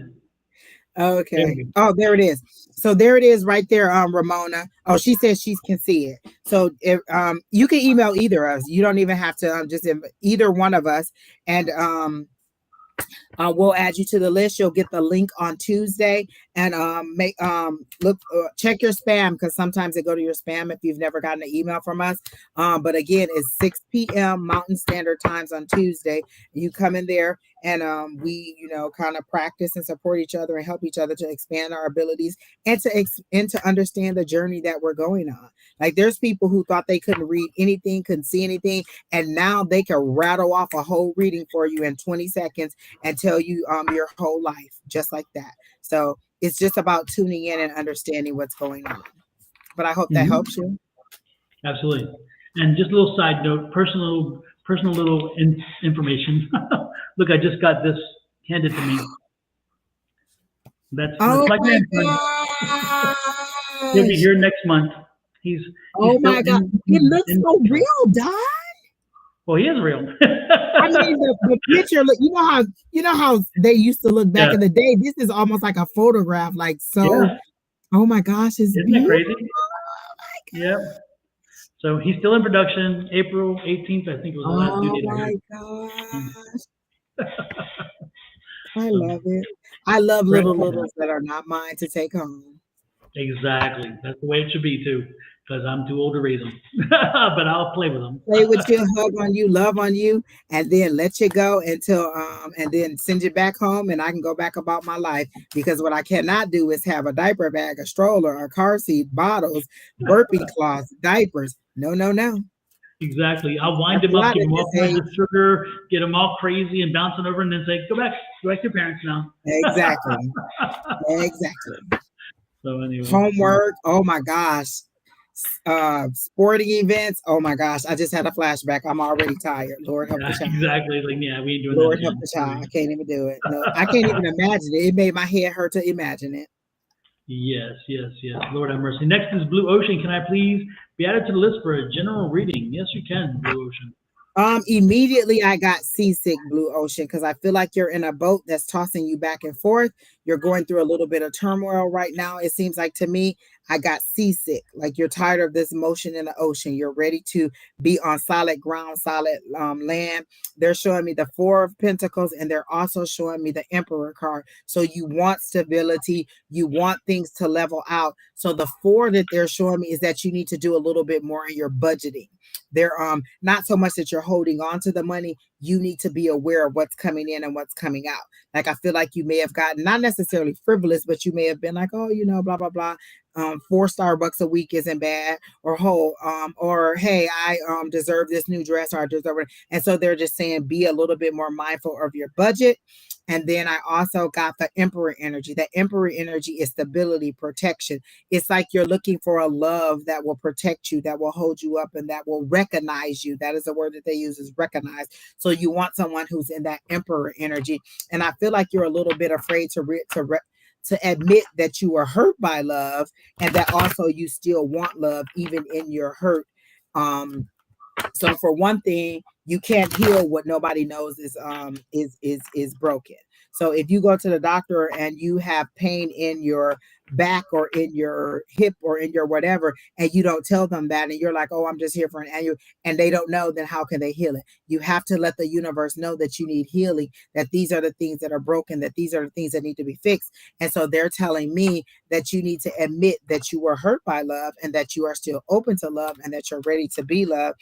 And so the one thing that I say is, how do I get from here where I'm broken, hurt, abused, feeling unloved, to where I am ready to be nurtured, loved, cared for, protected, and understood in a way that I can receive love that is for me. And so then just do whatever it is that the universe tells you to do. If it's to wait, if it's to, make a list, if it's a journal, whatever it is that they're telling you to do, that's what you need to do. So I do get the tight purse, and I do get that you need to be loved. So that's what I got.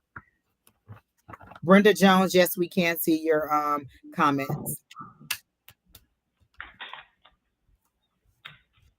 The list is closed. If you're not already on the list, then Miss Brenda, I think you already missed it. I'm not sure if you were on the list because I don't remember. I tried to look. Hi, Angels Will Fly.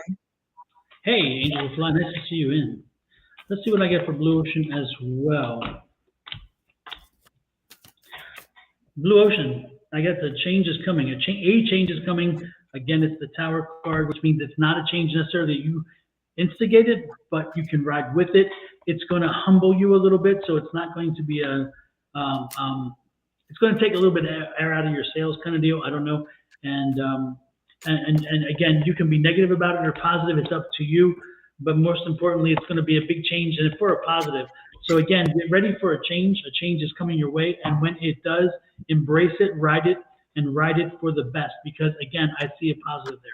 So that's what I think. Oh my gosh, Don, and you know what I got? I don't know if you got the World Cup, but I got that. Like, that's that transition. That's that spiritual transformation. That's you moving on. Usually this card is success, achievement, recognition, spiritual transition. This is you transitioning from that one cardinal world to that more spiritual enlightenment. So this is you understanding that from the world card. And then I got the King of Cups. And again, that's that same Emperor energy, desiring love and being open about it. You said something about it hurting and humbling her. I think the humbling is admitting that it hurt, admitting that you need to move on, and admitting that, you're ready, that you understand the hurt and the things that you went through, and you're ready to move forward. Super. Next in line is, oh, wait a minute. Whoa. heavy. Oh my God. Brenda, Loretta says, Loretta says she loves you.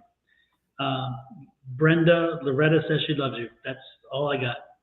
Next in line is, wow. Ooh, Jesus, have mercy. Did she die from a heart attack? Did she die from what? Because I'm getting a heavy chest. Brenda, can you let us know if is that this Brenda Jones? Is that you? Do you know Loretta? She's saying she's your mom. Was she your mom? She's a motherly energy. I'll put it that way. She said, that's my mom. Oh my God. Okay. What's the heavy heart for? Because I'm getting the pressure of the heart. Did she have like issues with the heart or lungs when she passed? I'm getting the heavy heart. Pressure on the heart, not heavy. Not heavy as in down or suppressed.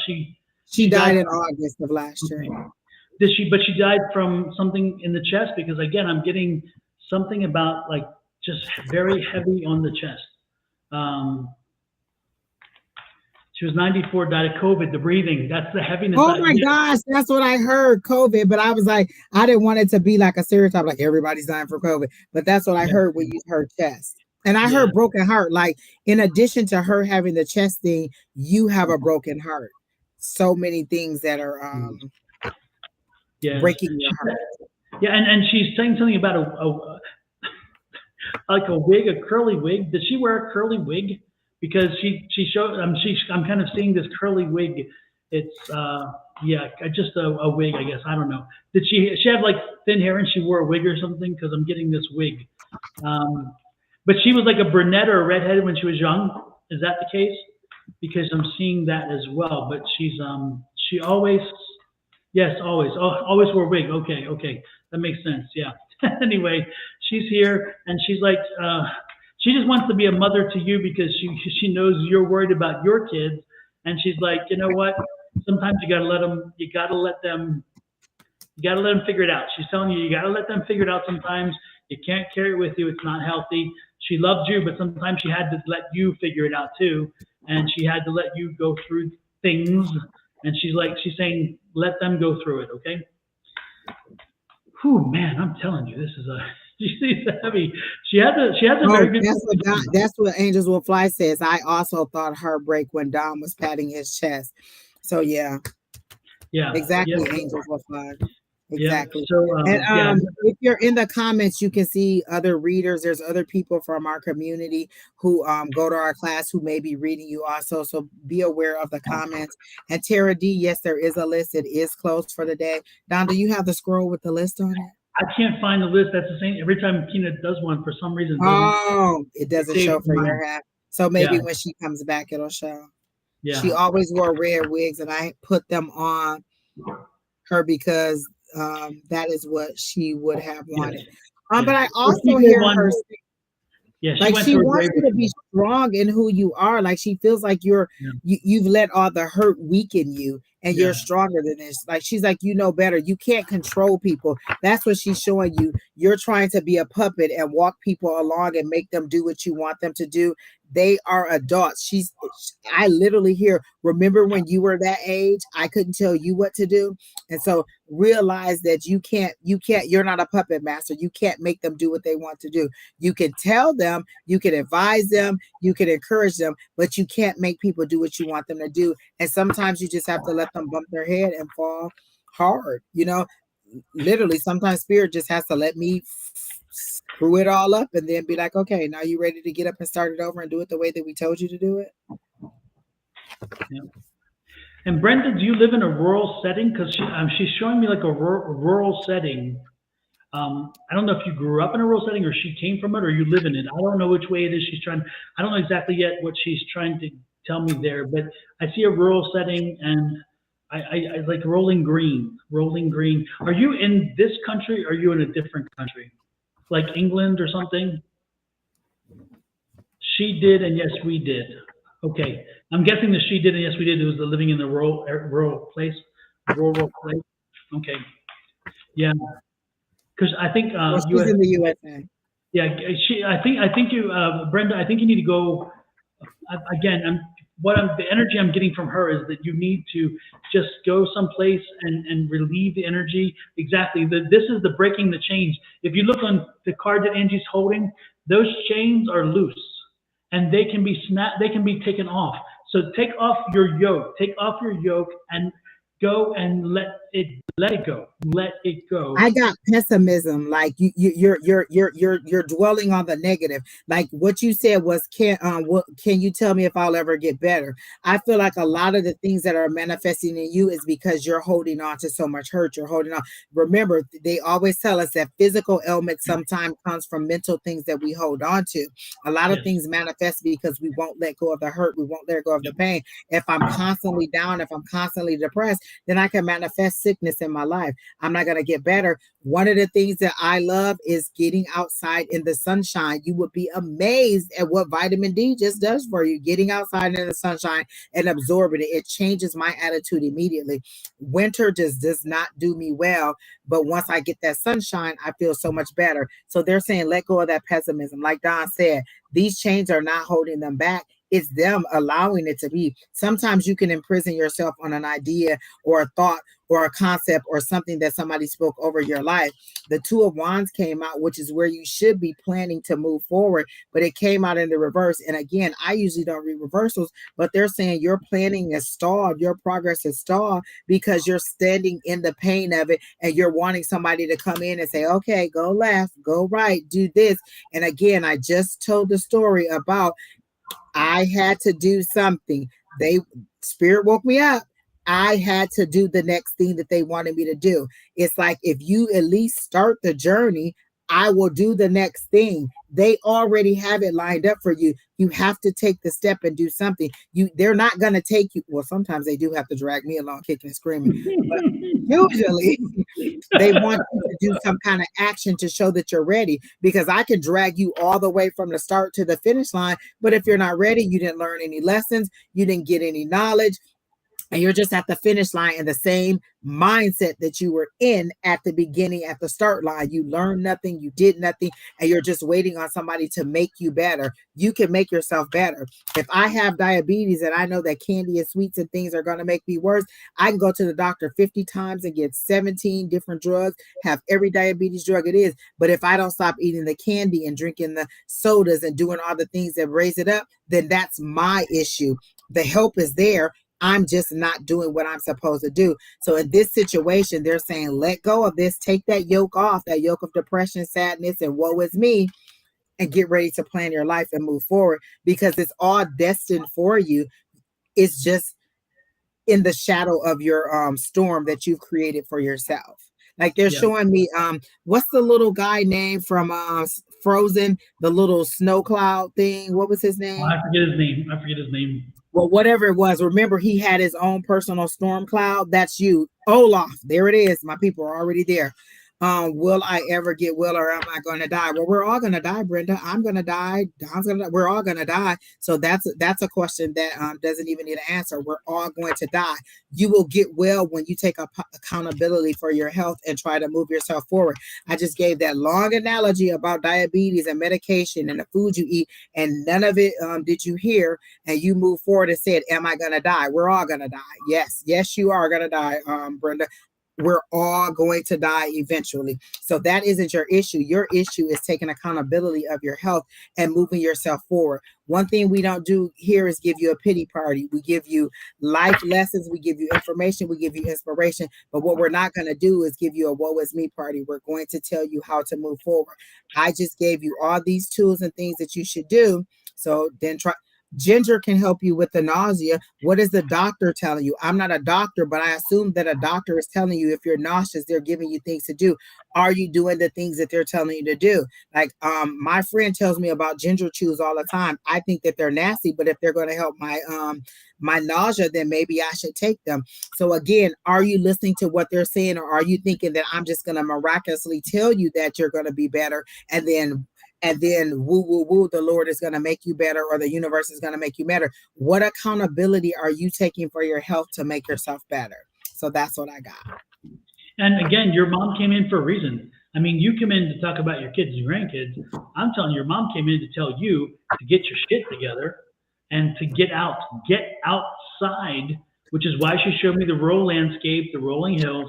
Get out of the house and even if it makes you ill to get out of the house, you got to do something. Again, and she's making it very clear to me again that I hate to say this, I'm not saying there are some situations, there are some problems with your mind, which is causing you the physical manifestation. So again, your mother stepping in to tell you that you can make the changes. She's telling you what to do. Angie's giving you a whole list of things to help you understand that. And if you're pushing back, then you're only pushing back to your detriment. Again, listen, go and replay this. We are now at 1 hour and 34 minutes. As you go back, it's been about 4 minutes with us. Go back to about 1 hour 30, so 1.5 hours in, and you look, there's a timestamp on all the videos. You're on Facebook, you can go to YouTube and find it on either Angie's or mine. When we're done, it'll start again, and Facebook will keep it for a while too. And you can replay this video, look for 1 hour 30 minutes, and listen one more time and listen to what Angie said, listen to what You I can said. actually rewind now, Don, and then click live when she's done. Because I've been on live, you know, when you're on with Shauna the next day, and I'll be like, what did they say? And you can rewind it during the live and go back and see, and then just click and it'll take you back live. But another thing I was going to say, I don't know if you're into herbal medication, but marijuana or edibles will increase that appetite and get rid of that nausea too. I'm just saying those are all different things that you can try. What accountability are you taking? You keep saying that the doctors aren't doing anything and the doctors aren't helping. What accountability are you taking for your health? Like, I can't afford to be at the doctor 50 times getting blood work and getting diabetes, you know, checkups and stuff. I had to take accountability for my health. Sugar is too much. Bring down your sugar intake, bring down your alcohol intake. You know, you have to take accountability. Get outside and walk, get your health in gear. You have to take accountability. Those are all things that you can do that a doctor does not have to tell you to do. And they're free. It doesn't cost anything to get out and get some fresh air. It doesn't cost you anything. And I know when you have agoraphobia, it's about crossing that threshold. But you got to find your mom stepping in, telling you got to do something. So listen to her. Heed the warnings. Heed the message. Okay, heed the message. Your grandkids want to know they have a grandma. Your daughter wants a mother. So. Okay, well, Ms. Brenda, I'm not sure exactly what to tell you if you're non-functional, but I wish you the best, and I hope that things in your life get better. If you're non-functional, then nothing I told you is going to happen, and I wish you the best. It all starts here. Starts here, Brenda. Starts here. Next in line, and that could be the reason why the children don't want to be around you. If you're a negative Nancy and you're always woe is me, I don't want to be in your company if that's what the problem is. Our love hurts, but it's the truth. Exactly. Like, you know what I'm saying? If I'm going to go to my mom's house and she's going to be nagging on me, she's going to be woe is me, nothing's ever right, nothing's ever going to get better. She's going to tell me all day how everything in her life is wrong. I'm going to visit you the least amount possible because I just don't want that energy in my day. You're vampiring my energy at that point. Terry T says, I feel like we've had this whole conversation before. No, Angel said that. Terry T said, if only we have you at, damn, thing popped up, sorry. At the doctor's office. Doctor's office, man, Angie. Exactly. You clear out that waiting room. Exactly. Listen, when healthcare started to, you know, be high, like, because I had gestational diabetes when I was pregnant with Brandon. And then it went away, and then it came back later in my life. I had to take control of that. I can't afford to go and have those tests over and over again. And some of those diabetes medications were hundreds of dollars a month or more.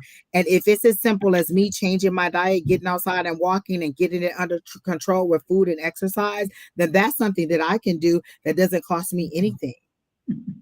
There you go, Don. There you go. I love it. And so that's something that you can do, that you can control, that you can make better.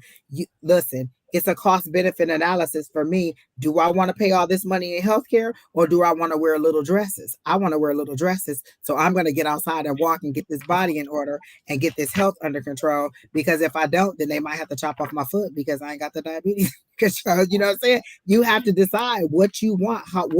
What is your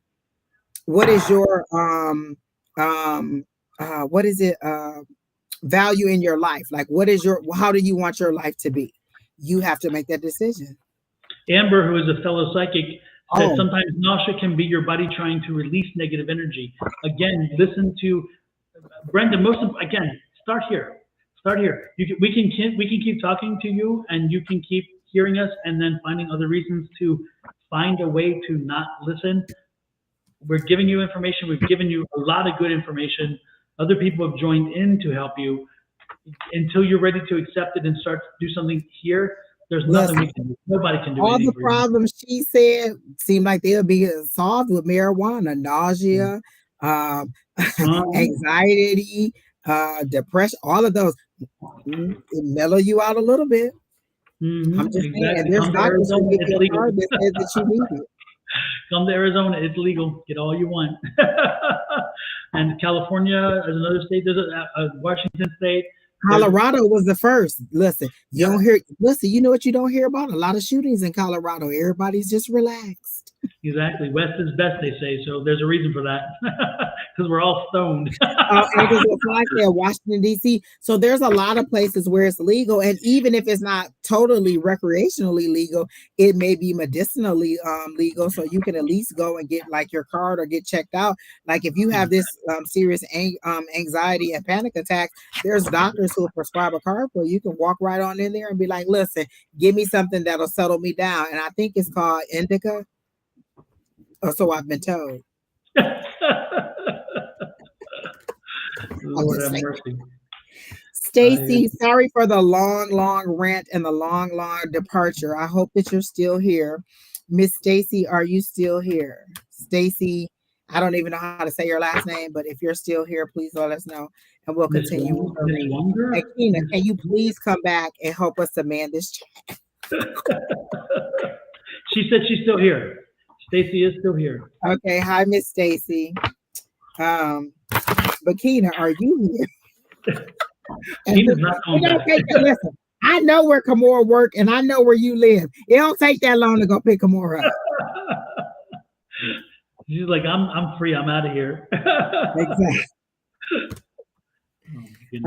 Stacy, Kina has left the chat. She went to go pick Kimora up, but I know it don't take that long. And we tell you to stop and go and get nothing to eat. You need to come right back. You at work.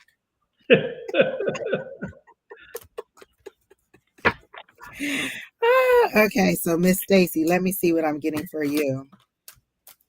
I immediately, oh my gosh, I love it. I got the pressures on. It's time for you to perform. You are the star of the show. So I feel like this, is there a presentation or project that you're working on where you're doing all the work, you're presenting, you're getting ready? Because I heard the pressure's on, you're the star of the show. Like it's time for you to perform, for you to get out there, for you to be the spotlight, for you to be the face of it, the star of the show. This is your moment to prove yourself. And are you ready for it is what I'm hearing. They're showing me the Ace of Wands, which is new opportunities, new beginning, creativity, passion. Like the universe is giving you so many sparks of ideas. It's kind of like little firecrackers going off in your head. I'm trying to find a house out of my mom's. But is there, no, I don't feel like that's what it is. It says you're the star of the show. I feel like this is something to do with career wise because they showed me the career, the passion, the wands, and that may be it, but it may be dependent upon your performance. Like you're the star of the show, it's all on you. It's the pressure's on and time for you to move forward. But it could be the house thing. But again, it's your performance on this project or this new activity or how you take this opportunity that they're giving you. Like if you want a house, are you ready to take the job that allows you to receive the house? Like Kina, she said she wants a new truck. She had a little fender bender situation. They gave her a rental car that is a nice car. She got like an Audi Q5. Sometimes they have to show you how nice things are or to give you alternatives. Like there's a certain car that she wanted. Now this may be another opportunity for her or another desire that she could have. So sometimes they have to show you what you need in order to get where you want. I want a house. Well, are you ready to accept the responsibilities of this job to make the money that you need to get to the next level? I have to work in order to get all the things that I want. Sometimes I have to work multiple jobs. Are you ready to take on the responsibilities that are necessary for a house? You say you want a house, but you have to know a house, you have to be able to more than afford it. Can you afford if there are repairs? Can you keep the landscaping up? Can you keep, depending on whatever you are, can you shovel the snow? Can you cut the grass? Can you do maintenance on it? If a water main breaks, if the little stuff, what is it? The lawn service stuff breaks in the yard. Can you pay for those things? I want a house is one thing, but can you afford all the responsibilities that go along with the house?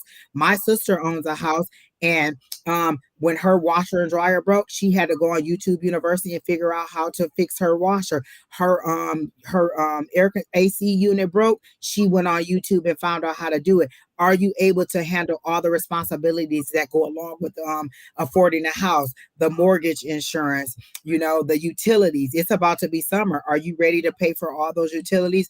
Or if it's winter, I just had a friend who told me that the gas bill in California went up 400%, where her bill used to be like $30 or $40. It's $120. So that's a lot of money. Are you ready for all the expenses of it? So you have to think more than just a house. And that was my thing. When I bought my first house, I could afford the mortgage. I wasn't ready for all the responsibilities of a house. And so you have to more than afford it and be ready for all the things that are coming along with it. Are you ready for that? Can you work and maintain the household? So that's what I got for you, Miss Stacy. I did see that, again, I think you had it already, Angie, the question of the money, because there's that too. And so it's like balancing the money. Do you have what it takes financially to do it? And then, you know, are you really ready? I mean, it sounds like you're ready, but again, this is the then get to it card. But it's making sure again that you understand the economics of it, because the last thing you want to do, and the other card that I pulled out and I kind of just shuffled it back in eventually, was the return card.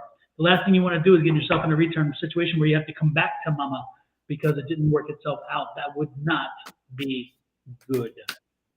So again, And then also, Don, like, have you even looked at what it is? Like sometimes we're like, oh, I want a house I can afford $400,000, and then you get a calculator out and you divide 30 years by, you know, by 400,000. You're like, oh my God, it's $2,500 a month just for the mortgage, and that doesn't have to do with the insurance or the taxes or the blah blah blah. Have you realistically looked at how much house you can afford? Exactly. So hopefully it helps you, Stacy. Things are coming in front of you. Just make sure that you do your homework and make sure you've done what you need to do before you make that step, okay? Because again, the opportunities are there. And then I also, this card fell out really quick, and I got she said, I'm not buying a house, I'm just renting. I got the Judgment card. They said stop being so hard on yourself. Like, you know, be proud of your accomplishments. Never discount small advances that you make. Like, you know, like okay, I'm able to rent an apartment, I'm able to afford a car, I'm able to work, you know, a whole year without having any downtime.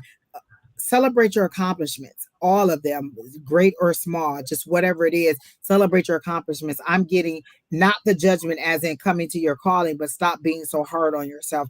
Allow yourself to be human. Allow yourself to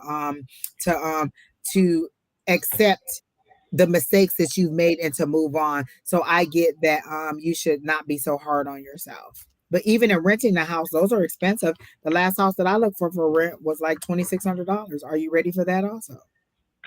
And then what's the alternative versus renting to buying? The last thing you said is you want to have to go back to mom's house. Like, you have to think about it. My lifestyle may not be conducive to that. I like to go out and have happy hour. I like to have Starbucks. Am I willing to cut back on those things in order to afford it? So I can tell you that you're ready for a house, but are you ready for a house? But again, it's all about the money. Like, I don't think that you got that part of it. It's about you being ready for the opportunities, because they told me to go back. Like, you are missing opportunities to make more money. Oh, this is what Amber said. Do you see Amber's comment, Don? This is for you, Stacey. Amber is another reading in our group, and she also did a reading for you. And she says, I'm getting, oh, thank the Lord, Kenna. She said, I'm getting that Stacey is religious and may pray a lot. And they're saying that they do hear her prayers and are around her. So this, I don't know if this resonates with you, Stacey, but this is what Amber is getting for you. Like, that your higher power wants you to know that you are that your prayers are being heard, they are around, and they are presenting you opportunities. And that's why they told me to go back to the money thing. Are you missing opportunities that can help you to afford the lifestyle that you want? Are you willing to make those sacrifices to work, extra hours or overtime or a second job or whatever it is? So that's what I'm getting. Are you missing opportunities financially that would allow you to be able to rent a house? So me just saying, oh yeah, you can get a house. Technically, anybody can get a house. Are you ready for the responsibilities of buying the house, renting the house, or whatever it is, or the sacrifices that you might have to make?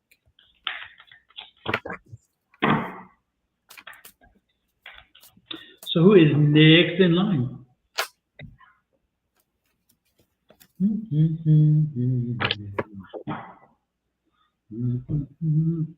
My eyeballs back in. Can't read. So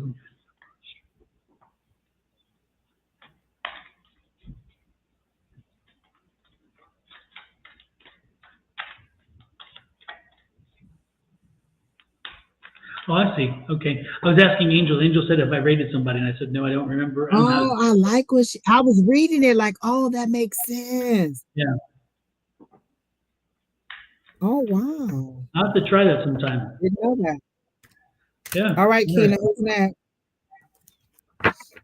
Thank you, Angel, for that information. I did not know that could happen and how that works.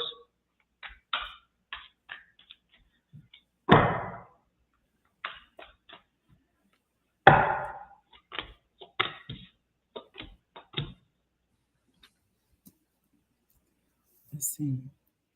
Asim, are you still here? And am I pronouncing your name correctly? Please let me know. Last name Reed. Please remove all of your birthday information. Like, oh my God, you gave me every single thing about you. Delete that whole comment. You gave me your birth date, the time you were born, the oh please delete all of that. We do not need all of that information in order to read you. That's not how we operate. We clearly read your energy. So can you please take all of your personal information out of there? Last name Reed or Elijah Reed. So Angel says that we were rated by Cosmic Unwind with the party of 27. Not sure if that would have helped or shown up. It didn't show up on our thing, but I don't know how exactly it does show up. But thank you for letting us know that. So apparently when Cosmic was done, he came over to ours, and then his people continued on our Twitch, which is very cool. That is neat. I did not know that could happen. Thank you. Thank you, Cosmic, by the way. Thank you, Cosmic, as well. We appreciate you. She says, can't delete on Twitch. Oh. So, same as here. He says, yes, you are pronouncing it right, apparently. Happy birthday to you. All right. Oh, you don't know how to delete it? Can you you can't hide your comment either on Twitch? And it's not for us. Like, you're not offending us. I just don't want you to anybody to steal your identity. Like, people will see your information online. They have your birthday, they have the time they have all your full information and all the details that you just put on there, and now they can steal your identity. And we just don't need that information to read you. All we need is your question, and then we'll read the energy. We don't need to know your date of birth, your sign, or anything like that. Yeah, we try to make sure we keep our people protected so we don't put them at risk, or they don't put themselves at risk. So we make sure that we don't ask those questions, because there are a lot of people out there who are scamming, looking for just that information. They scan everybody's pages looking for stuff. So that's why we say that, by the way. Okay. He said they just put that on there because it's a part of the question. Really, we needed all that?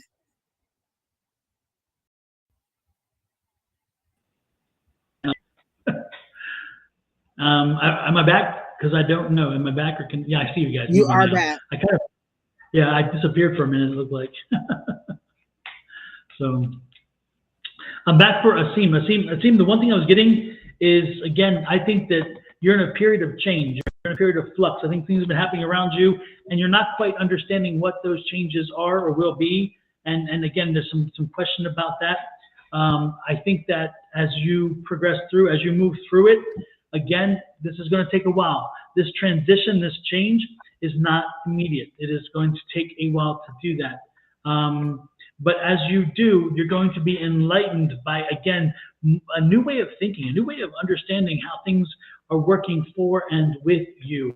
As you move forward, make sure you own this information. Make sure you own the education and logic that you're getting through this, because again, if you don't, then you're fighting an uphill battle and you will not win that battle. So again, make sure you learn the lessons that you're expected to learn. And in the end, it's going to help you with your job, it's going to help you with work environment, and with your career. So again, this is a transition that's been in the works for a while. Go with the transition. Again, it's starting. It's going to keep rolling for a while, but at the end, you're going to be in a great space. And I'm wondering if it's a space that's going to eventually take you to your own entrepreneurial business. Again, you starting your entrepreneurial spirit, allowing you to start a business, to start your own way, because again, that's kind of what this is. It's that young, naive energy that helps you to realize that you can own your own business. You can make something happen. So that's the progression. Okay, the change is coming, the moving forward, and I see you eventually going out and on your own. If you have already started a business, then this is again a progression that the business is going to do well for you. But I'm sensing you haven't started your own business yet. However, I think that's coming down the road. And so be prepared. Start making it happen. Don't wait. Don't wait. Don't wait for it to happen upon you. Make it happen. Okay. What do you have, Angie? So I keep shuffling the cards and the twos keep coming out. I got the two of swords, I got the two of wands, and I kept putting that back in. The question that I have for you is, do you is there something you do with music, singing, performing, dancing, producing, something to do with music? Because I keep hearing music, but not specific lyrics to anything. Like, you make music, do you make beats, do you DJ? Is there something to do with music or creativity in the music industry or the entertainment industry for you?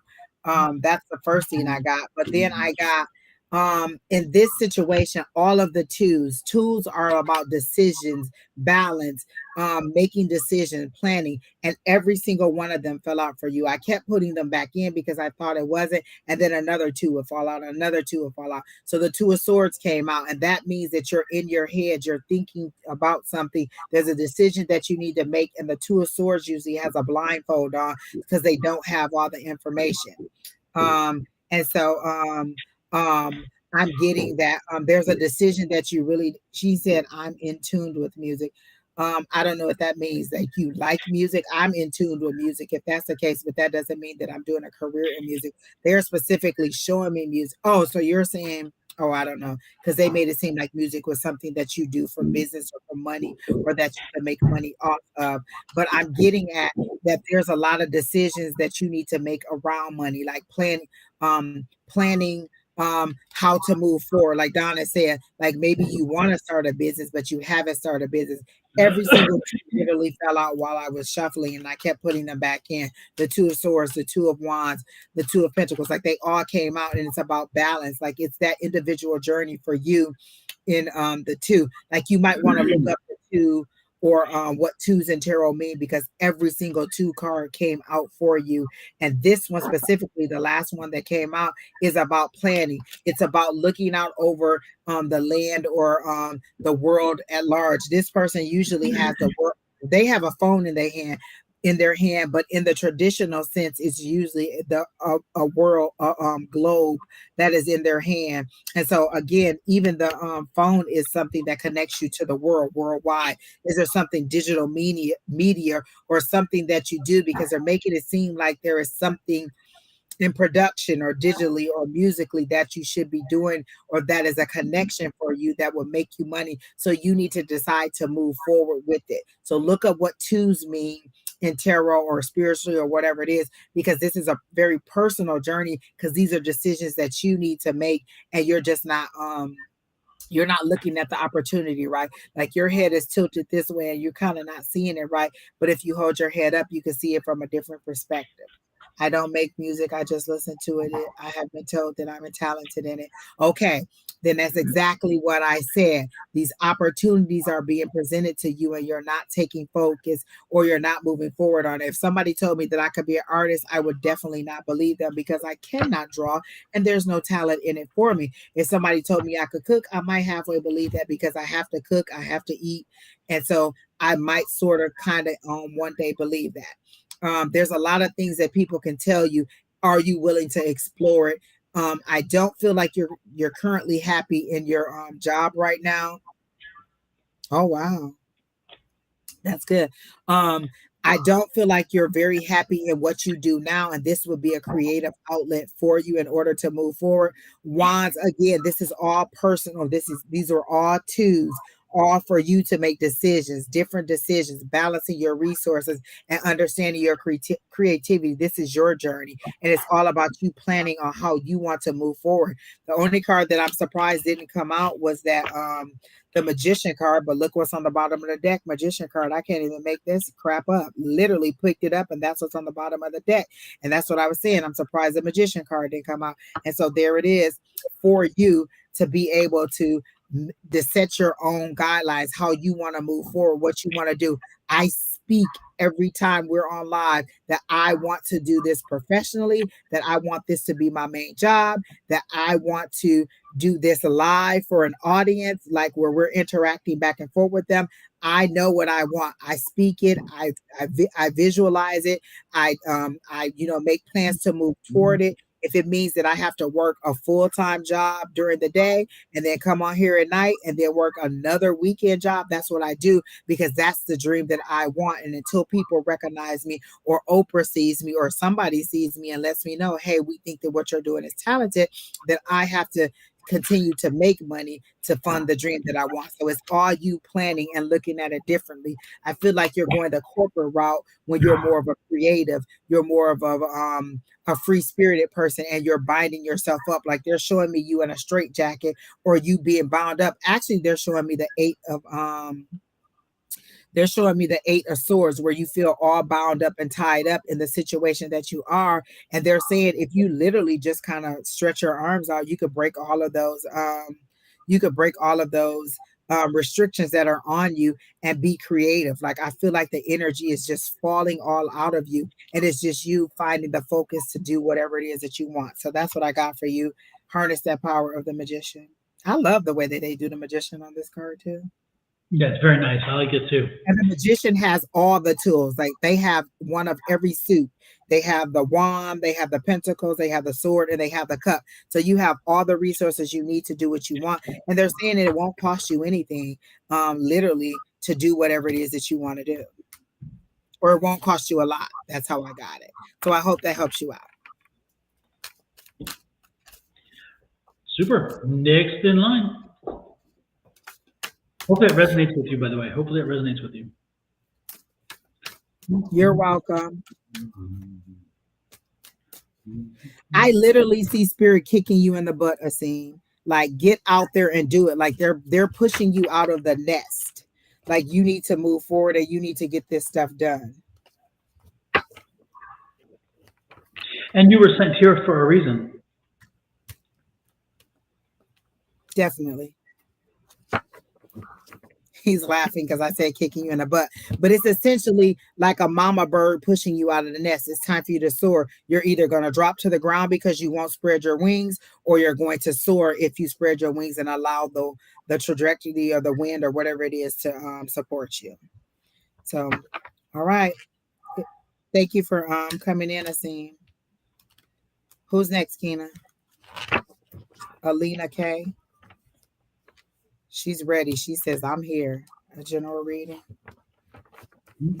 Immediately they showed me a corn, like one of those silos where they store up all the corn for the winter, like back in the biblical days. I don't know why all my references are biblical. Like, what in the hell? I noticed all night's been that way. I'm like, geez, oh Pete. But they're showing me that big corn. Is it a silo where they keep all the corn and stuff in there to store it up or whatever? They're showing me that. And they're saying the storage is closed. You've amassed more knowledge and more information than you ever need. It's time for you to move forward and stop saying that you need to learn, you need to learn, you need to learn. They're like, you have all the knowledge you need. They're showing me the Hierophant. It's time for you to move forward on the knowledge. It's like me being like, oh, I need to learn how to walk, and I'm walking already. You have all the knowledge you need to walk. Like, I want to learn how to walk backwards. I want to learn how to walk to the left. I want to learn how to walk to the right. I want to learn how to skip. I want to learn how to jump. They're like, you have all the knowledge. Stop saying that you need more knowledge. You are very knowledgeable in whatever it is. They're saying the storage is full, like your brain is on overload. When are you going to start disseminating some of this information and utilizing it to benefit you as well as the community? Because I feel like you can work with children or youth or somebody that is younger than you, because I see a crowd of people around you and you either presenting to them, interacting with them in some way, and they're like, you have all the knowledge. I feel like you're one of those lifetime students, or one of those people who always, I'm going back to school, I'm going to get my 17th master's, I'm going to get another PhD, I'm going to be the director of blah blah blah blah blah blah. And they're like, you have enough knowledge, please move forward and disseminate some of that knowledge that you have. Angels Will Fly says she sees a butterfly. The knowledge was you in your cocoon. Time to break out of that and spread your wings. Stop saying that you need. Keena feels convicted. I tell Keena that all the time, because Keena used to be like, oh, I'm learning, I need to do this. And they were like, no, stop saying that you need to learn more. You know that you need to learn. No, you have enough knowledge to at least start moving forward. So what they want you to do is to stop absorbing information, because all you're doing is packing it in and you're not utilizing it anyway. I could learn how to speak. One of my friends was just telling me this. She learned how to do this code that she wants. She's a coder, some kind of engineer at her job, and she learned how to do this coding, and she never used it again.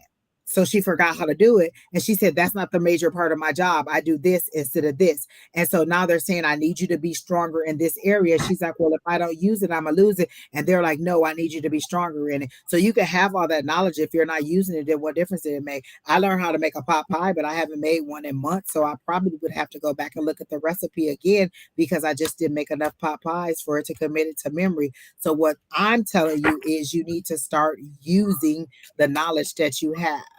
She says a few exciting things I've been keeping in my brain and not moving on because I want to be more knowledgeable. You don't need no more knowledge. Please do not get any more knowledge.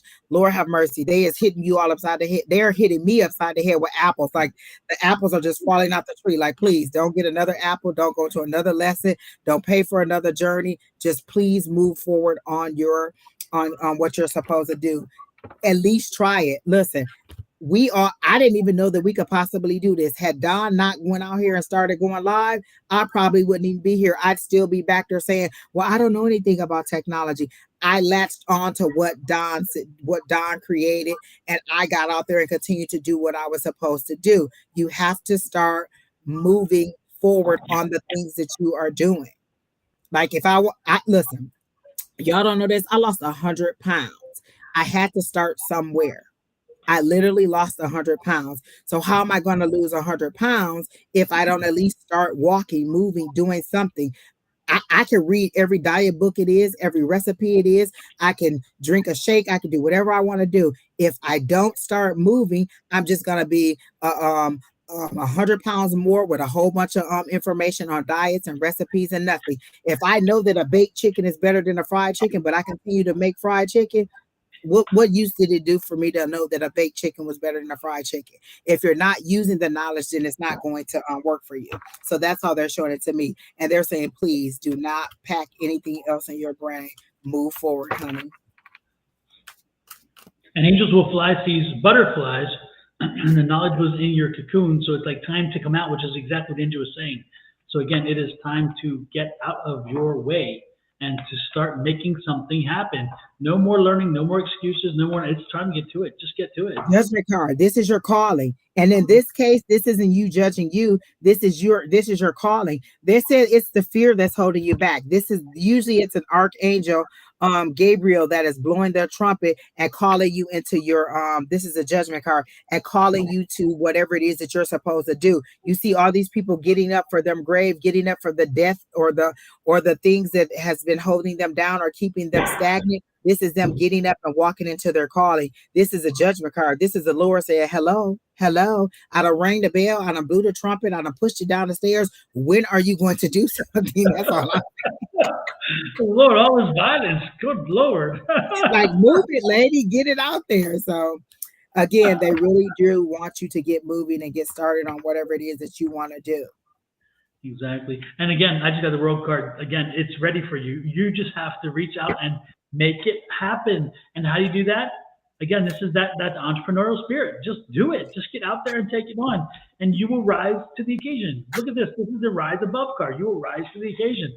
So step out there and make it happen, okay? And look what will come in the end. Cha-ching, Monday, Monday, Monday. So. And then I got the 10 of Cups. Like, your wish fulfillment is there if you want to do it, if you move forward on it. Angels Will Fly say Angie is still mad the spirit pushed her the other day. I'm always mad the spirit pushes me. Just get moving. Come on. This is that movement card. All right. Movement card toward victory. Let's let it happen. So it's on you. It's in your court now, Alina. Make it happen. Next. And what is it? What is your talent that you have, Alina? You never know. Somebody in our chat could want what you have. So what is your talent, or what is it? What are the ideas that you have? Not that we want to steal them, but you never know. It could be a service that you could supply to somebody here. Like if you know Reiki, or I don't know what maybe you're a hypnotist. I don't know. What is it that you're trying to do? You never know. Somebody in the comments could have the information that you need to link you to wherever you need to be.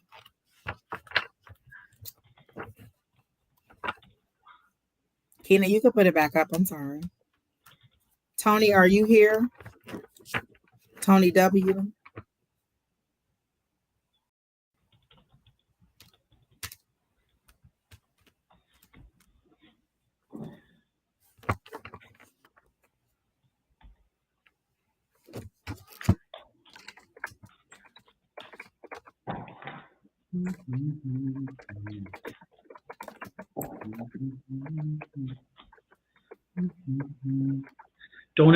Done. Is there a Tony in the house?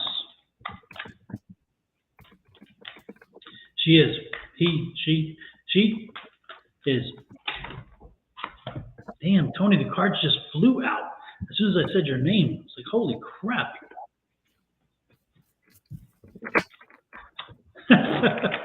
I'm in closing time, yeah. No, I got some other song stuck in my head.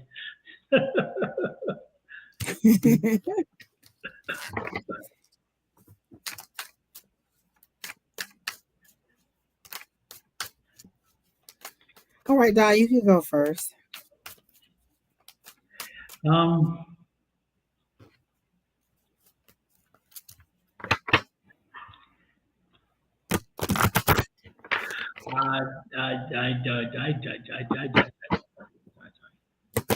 you planning on moving closer to family? Is that the question about the moving? Because again, this is that celebration with family card. So is that the question? Is that moving closer to family for some reason? Or are you, and it looks like some planning has already been started because this is that planning card. So have you started planning for a move? And if so, I think you've gotten surprised. I think that there's some information that you did not realize that you would have to take into consideration. And it has kind of made you pause or to take kind of a step back and think, okay, am I really ready for this? I do believe you are ready for it, again, because the two of cups is here. So again, with that two of cups and then that two of wands, again, it's gonna make you happy. The move will make you happy. So again, to make that move is a good thing. But I think that you, again, I get the feeling of your confidence is shaken a bit because you've learned something along the way that makes you pause. Ultimately, you will be happy with the move. So I do see that move happening. I'm not getting any health energy here for you right now. Again, one of the concerns is money. But again, look at this. Again, this location is going to make you happy. So I think you need to get stepping. And again, this is about your path. So again, you're meant to be there. You're meant to be there more than where you are now, because that path card is there, and this is that alignment. So you're going to feel freer and more comfortable there. But are you moving closer to family? Is that what this is about? Because again, I'm getting a family connection there. I'm picking up nothing for health. Hey, Sherry Berry, nice to see you in. I'm picking up nothing for health, but I am picking up a lot of family. So are you having issues with the family? Are you trying to get closer to the family, or is you're trying to get away from the family? I don't know, but I feel like you're coming to more connection with the family is what I'm getting. I see a move, but I'm not picking up anything on the health. So do you have anything on the health, Angie, or anything on the move? I do. So the first thing I got was the Three of Wands, which is waiting on your ships to come in. And I love the way they have those little ships and her waiting. Like, when are they going to get there? When are they going to come? What's taking so long? Where's it going to come? So the planning is done. Like, this is where I want to be. This is what I want to do. But the very first thing that I heard before I even pulled a card was, what do you really want to do? If I could take this and wave this magic wand and be like, boom, that's your dream job. That's what you want to do. Can you do it? Are you ready to do it? Does the universe know exactly what you want to do, how you want to do it, where you want to do it, how much money you want to make doing it, and why you love doing it? What is your purpose of it? Like, sometimes people go into nursing for the money of it and not for the love or the care of the people. And you can tell the difference. I want to make a boatload of money. I don't give a damn about these patients. I love these patients. I work 14, 16, 18 hours and I do get compensated for it. There's a difference. So they're saying, if Angie could wave this magic wand and make you exactly what you want to be, y'all already know what I want to be, able to do this live every single day, and get paid for it. So if I could wave this magic wand and make you exactly what you want to be, what is it? If somebody came to you and said, hey, I want you to produce a film tomorrow, how much are you going to charge me to do it? Do you know how much it would cost to produce a film, to hire a crew? So if I gave you exactly what you want, how would you do it? How would you get that started? So that's the first thing I got. You're waiting on your ships to come in, but they want to know, are you ready? Like, what is the first thing you want to do? You want to make a documentary? Have you done any short documentaries? Have you posted anything online that will get you a following, where people would say, hey, oh my gosh, look at the little story she's did, look at the information she's done? Are you practicing the skills that you want to do? What did I just say? I have 3 or 4 jobs because this is what I want to do, but the other jobs pay for my wants and needs. So in order to get where I want to be, I have to do all of those things in addition to these things. So what steps have you taken in order to get to it? So then the strength card comes up because you mentioned the surgery, and Don was saying, it's moving slowly. You've done the planning, you're ready to go. But what that surgery did was let you know that you're not invincible. There are things, sometimes you are going to need other people. Sometimes you are going to need to slow down. And this is that time to let you know, this is your reflective time to be like, you know what? I am not invincible. I am, sometimes bruised, battered, or, in need of help. And I need to acknowledge the fact that my body is not going to be around forever. And so this is that strength card, the strength to heal yourself and move forward. That's exactly what I heard. To heal yourself. This is not a setback. This is a set up to move you forward. Because if you're ready to step out into that limelight, and then let's say you start your career, you get out there, you start making money, all of a sudden now you need the surgery. It's a halt in it. So this is getting everything in order. They're literally showing me ducks in a row. This is ducks lined up in a row to show that this needed to happen now so that you can move forward with where you need to go, and there won't be any more delay in it. You're waiting on your ships to come in. This is what you needed to get through. So heal yourself, get yourself back well, get that mental capacity, because I felt like this really was a gut punch to you, where it kind of knocked you off and you were like, whoa, like this was a little bit more difficult than I thought it was going to be. So then it also put a slow down in your money, because you were all prepared. I'm going to work here. I'm going to do this. I know what job I'm going to do. I know how to make the money. It put a slow down in there. You're dependable, your routine, you're ready to move forward. But remember, the Knight of Pentacles is the slowest moving knight in the deck. So it slowed down the money that you were going to make. All of this slowed it down. So where you thought it was going to be like, I'm going to hit the ground rolling in 2023, Spirit said, nope, you need to know that you're not invincible. You need to know that your body has wear and tear on it, and you need to consider those factors as you move forward, and that you honestly need people to help you to move forward. And then I'm going to ask for an overall energy of the whole reading, or what's your next step? That's what I'll ask. What's your next step moving forward. So let me see what they're saying. Nope, they're saying don't even ask that question. Your next step is healing. You have 2 months that they're saying to get this healing done. But while they're doing that, you need to plan your first project. When they say that your body's ready to move, you need to be ready to hit start on that hit record on that camera and move forward. You need to be ready with a project. You need to present an idea. You need to be able to do the research, have a business plan, have a product, have an alignment as to what you want to do, or at least a connection to somebody who can get you to where you want to be.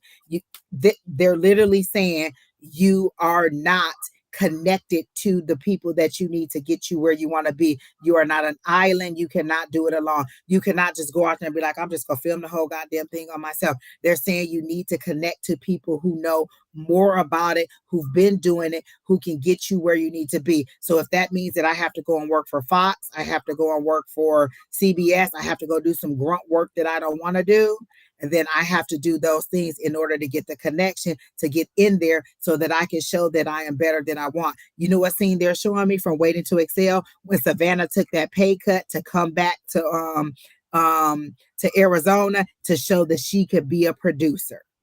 That's exactly what they're showing me. She took a pay cut to come and show them that she was worth, that she could do it in order to move forward. So they moved her back in order to move her forward. Yeah, I make all this money, but that's not what I want to do. They moved her back. She said, I had to take a pay cut, and they're literally showing it to me. And I just love Whitney because that was Whitney. But they're showing me that she had to take a pay cut in order to move forward. So they said, don't ask about what your next step. Your next step is to heal. They said 2 months you have to heal. That means mentally, emotionally, spiritually, and physically to get it together so you can start. So you need, she said, he's a good man, Savannah. And so they're saying that you need to map out in that time. You need to map out your first project. What is it going to be? And you need to put Tony, however you want your name to be, Tony, blah, blah, blah, production. You need to write it. You need to see it like that. When I wanted to be an attorney, I used to write Angie Lewis Esquire all over the paper because that's what I thought I wanted to be at the time. And so that's what I was moving forward to. So that's what they're saying you need to do. You need to see it. Tony, blah, blah, blah, producer. Tony, whatever, however it is that you want to do. You need to see it and be it and believe it. So then the outcome of the situation, they're saying I don't even need to pull a card. It's the 10 of Pentacles. And that's the culmination. That's building up. Slow money, but it's coming. Your 10 is coming. Your money is coming. The fruits of your labor is coming. They're showing me the 10 is your ultimate goal, but along the way, you got to get to the 6, which means somebody got to give you some charity. There's a 7, which means you planted the seeds and your harvest is coming. There's an 8, that's you honing in on your skills. And there's a 9, there's that independent wealth. And then the 10 comes. So you're at a 5, you're feeling left out, you're feeling burdened, you're feeling like you don't know how to move forward because you don't have the things you do. So you're at a 5 and you need to move along 6, 7, 8, 9, 10. But it could be that you could jump over. You just need to plan. Take these 2 months, and they are clear about the 2 months. They keep showing me the 2 over and over and over. Take these 2 months, heal mentally, emotionally, and spiritually. And they are clear that you have to heal every single area and make it where you move forward and you're ready. Because when you get out there, you're literally going to hit the ground running, because you got to make up this time from now until what's 2 months from now, May. You got to make up this time from January to May because you had this setback, but it shows you that you're real and you're human. And so when you hit the ground running in May, you better be ready to go because they're not playing. And they said, are you really sure you want to go to Chicago? Because it'd be 40 below in Chicago. That's all I'm just saying. I'm just saying. It'd be 40 below in Chicago. Exactly. All in a row. 6, 7, 8. You're at a 5, feeling left out, feeling burdened, but you're moving 6, 7, 8, 9, 10. So your 10 is coming. You just have to move. And then what's on the bottom of the deck? Movement. The wands. It's coming. So there you go. That's what I have for you, Miss Tony.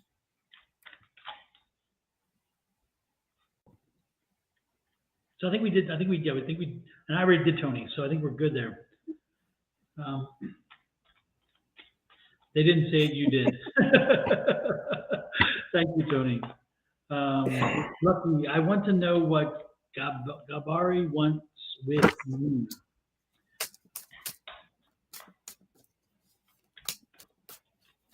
Exactly, Kina. I love what you just said. You're welcome, Tony. Tony and I went to college together. Oh, is that right? That's that Michigan connection. I'm surprised you didn't see it, Don. That's that Michigan connection. We went to college together. Okay. She wants to know, I can give you a general love reading, Lucky Empress 7, and let you know. I can even ask the pendulum if there's any romantic feeling between you two, but I won't. Oh, okay. Oh, a life partner. Okay, I like that. I do like that. Okay, general love reading. Let me get my little favorable love cards out.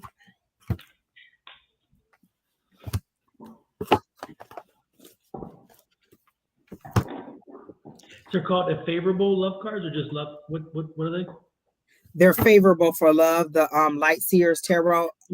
Usually when somebody asks for love, I get these out because they feel like kind of loving and caring, and like most of the images to me feel like, oh my gosh, it's beautiful, and there's a lot. I thought you had a new deck. I was like, did you have a new deck? What is this? When you said the favorite, that's a great title for a deck, you know? Favorable Love Tarot. Oh, favorable to love. Oh my gosh, Don. Yes. I like that. I like that. Favorable for love. Ooh, that's a good one. I like it. Favorable for love readings. Let me put that in. Let me keep that in mind. It's gonna be all pictures of me on the cards. The Queen of Pentacles, Angie. The King of Pentacles, Angie. All of them are gonna be. I'm telling you, I think you should sit in front of a camera one day and think of a card, and each card, what it should look like, and do the face, because exactly. I think that'd be perfect, and we turn it into a tarot deck. I'm serious. That would be great. That would be, and that would be perfect. I think people will buy it. We'll call it Fix Your Face Favorable Love Cards. Fix Your Face Angie Favorable for Love Cards. Exactly. FYFA. Pam, don't be laughing that hard. It could happen. Pam is cracking up. That will be perfect. I love it. I love that idea. Listen, look how many ideas show up in here. Just beautiful. Look, we're gonna do it. I'm telling you. We're gonna have that live show, because Don, I always see us like on a stage. There's a group of people, kind of like stand up live, how they're on the stage and there's people all around, and we're doing the readings, and we're funny and we're entertaining, and people are like, oh my gosh, did you see Don and Angie? Oh my gosh, did you see Don and Angie? And there it is. And Kina's manning the chat. Kina's walking, instead of walking, doing this behind the scene, she has the microphone and she gives her little, parking lot readings from time to time, and she just passes the mic around. You're next, you're next, you're next, and then we read them. I see it, Don. I see it. It's like the old Montel show when they used to pass the mic to the ones that would get the readings from what's her name? I just saw Donahue. I don't know why. I just saw Donahue. Yeah. But Kina said, don't forget the sparkly jacket. Exactly. Listen, I'm not playing. I will wear a sparkly dress every day. Pam says she wants to see them. She'll help. That's what I'm saying. Tony, that's our project. We're going to create these cards. You're going to take these pictures of this face and we're going to create these cards. Exactly. There you go. There you go. Look at that. All these projects just starting right here on live. 3/8/23. Kina, make a note of this. We're going to make this one happen. I think this is a great idea. Really, I'm serious. We need to make this happen. FYFA, the FYFA deck. Yes, Fix Your Face Angie favorable for Fix Your Face Angie love deck or love reading deck. Oh my gosh, I love it, Dom. Listen, you guys better not steal my idea. We said it on here. Fix Your Face Angie love deck. Pam, go ahead and start drawing it. Pam will come back tomorrow and be like, I made a t-shirt for you, Angie. Exactly. She has the logo already in I mind. love it. Tony, you heard me say, we got to listen. That's our first project. We're going to get these cards together. There you go. Absolutely. I love it. Oh, I can get different hair. Oh my God, I'm so excited. Like, oh my gosh, I get different hair. I get different makeup. I get different nails. Oh my gosh, I'm so excited, y'all. I like it. I like it. I like it. And our Donahue moment out in the at the celebrity. We're going to be at the celebrity. No, not the celebrity. What is it? Stand Up Live. Doing psychic reading. Have you ever heard of anybody doing a psychic reading or a psychic show at Stand Up Live? That's going to be us, Don. I'm telling you. Okay, Lucky Empress. Let me see. Talking you know sick what, is Lucky Empress? talking Thank you sick for the is calling me. inspiration. Exactly.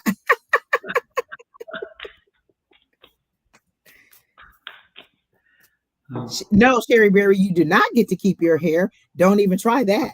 I told Don today about our agreement. You do not get to keep your hair. I'm going to buy those hairs, but I still have ownership of that hair, honey. Nope. Absolutely. Absolutely. Okay, so Miss Lucky Empress 7. Miss Linda says, we love your hair is the way it is. But Miss Linda, you couldn't see me like as a fiery redhead on the Queen of Wands card, just like, just beautiful, big red, pretty hair, fire, creativity. I'm going to do it. Y'all don't know what y'all talking about. Lucky, I get the feeling that you've seen a number of men walk away. And this has happened quite often. Not to give away your dirt, but it seems like that's the case. It's like the relationships aren't taking, they're not holding. And again, you're looking for that right guy, the knight in shining armor, the guy who has all the things in place, the one who will just rock your world, ring your bell. And you got to change your way of thinking. You have got to think a little differently about what it is you want from a mate. Okay. It's interesting because I think you like a little fussing, a little energy. You're bored quickly. You want somebody who's going to cause a little bit of stir. You like to fuss a little bit and have that. And is that really healthy?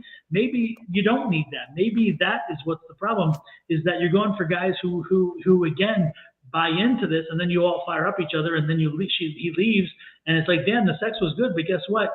The living isn't so well. Okay.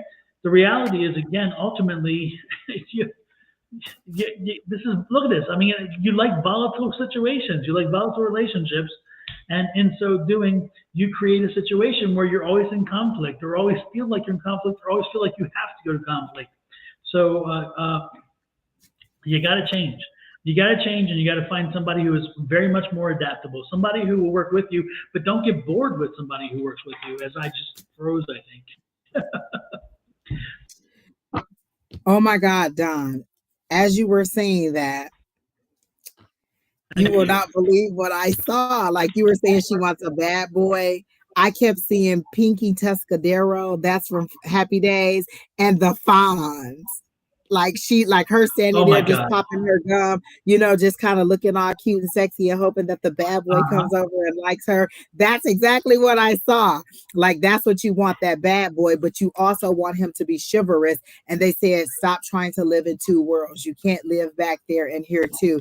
And so what I got was, you need to balance. You need to find that what you want and be specific about what you want. Literally, Pinky Tuscadero. That's what they're showing me. Oh my God, I can't believe it. And the Fonz, that's how they're showing it to me. And they're saying you need to decide. You need to set the parameters as to what you want and stop living in the fairy tale of like, oh, I think that's not what you want. Be honest about what you want. I'm honest. I don't want a short person. It doesn't mean that I don't like short people, because I am a short person. Please understand that. But I need somebody taller than me. You know what I'm saying? I ain't gonna listen to you if we're the same height. I'm just gonna tell you that right now. That's just me. I'm just not gonna listen to you. I'm just telling you. And so you need to be honest about what you want. And the card that came up was the Seven of Swords, but they said it's you deceiving yourself. It's you not being honest about what you want. And that's why you can't find the life partner, because you're not honest about what you want. If you want somebody to be chivalrous, if you want somebody to open the doors and to romance you and those things, then that's how you have to present yourself. They're showing me like somebody bent over in the club twerking and, just giving it away. And they're saying, if that's the image you're portraying, that's not what you're attracting. What you're attracting is one night stands who want to wham, bam, thank you, ma'am. But what you want is somebody who wants to romance you, and you're not going to get John, is it George Clooney, when you're out here, with the bad boy who's just kind of, yours for the night. So they're saying be honest about what you want. If you want that love, if you want that excitement, like Don says, you're two feeding off of each other, and then it's volatile, and then you separate. And they're saying you're reminiscing about somebody. There's somebody you feel like is a missed opportunity that in love that you should have been with, because this is the Page of Cups, and they're saying you're kind of reminiscing about it. You're reminiscing about it because they're showing me the Six of Cups, but I picked up the Page of Cups also. So you're reminiscing about somebody you feel like is a missed opportunity, but they're saying a cup of love is coming in, but you can't see it. If I'm presenting you a cup this way and you're looking behind you for this person, that cup is going to pass right on by. You didn't even know it was for you. Do you understand what I'm saying? You're looking back here at somebody you used to be with, somebody who used to wham bam thank you ma'am, and they must have been very good at the wham bam thank you ma'am, because you can't let them go. And what they want you to do is see the cup of love that's coming towards you, but he doesn't look like your normal type. He's a gentleman. I just told somebody the other day, I'm about to go in Best Buy and find me somebody with a pocket protector, some slacks on, and a button up shirt, who's a nerd, and just let that be the love of my life, because obviously the bad boys just ain't getting it. I'm just saying, you have to decide what you want. What does Keena say? Decide what you want and reject everything that doesn't look like that. Don't just settle for whatever. Decide what you want, put it out there, and allow the universe to bring it to you. So there is love coming for you, but you don't see it because you're still looking back at that person. Literally, if my head is turned, do I see that car coming past me? My cup of love just went right on past me. Crystal says, I'm showing an addiction to a man who wasn't available to love you, and you want the way you want and the way you want to be loved. Again, holding on to something. Listen, I understand the penis. You know what I'm saying? It sometimes it just makes you see things differently. He might knock you down and you like, but I'm telling you, before he knocked me down, he put it on me. And so maybe you don't remember that he knocked you down. You just remember that he put it on you. All I'm saying is be honest about what you want so the universe can present it to you. Don't give them mixed signals. Oh, I want a bad boy. I want this and that. But I want somebody to be chivalrous. Put your best foot forward as to what you want. So that's what I got. Keena gonna say, listen to Keena. She's smart. I can't stand Keena.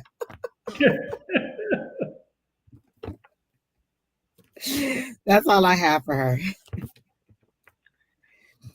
Who is next? The combination might exist. You just have to put it out there that that's what you want and be honest about it. I told the universe I didn't want short people. Well, did they stop sending me short people? No, but I rejected the short people. That's all I'm saying.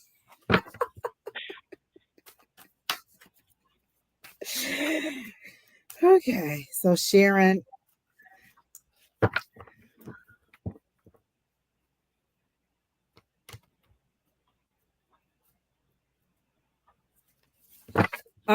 Sharon, why do they show me you standing in the shadows? Like,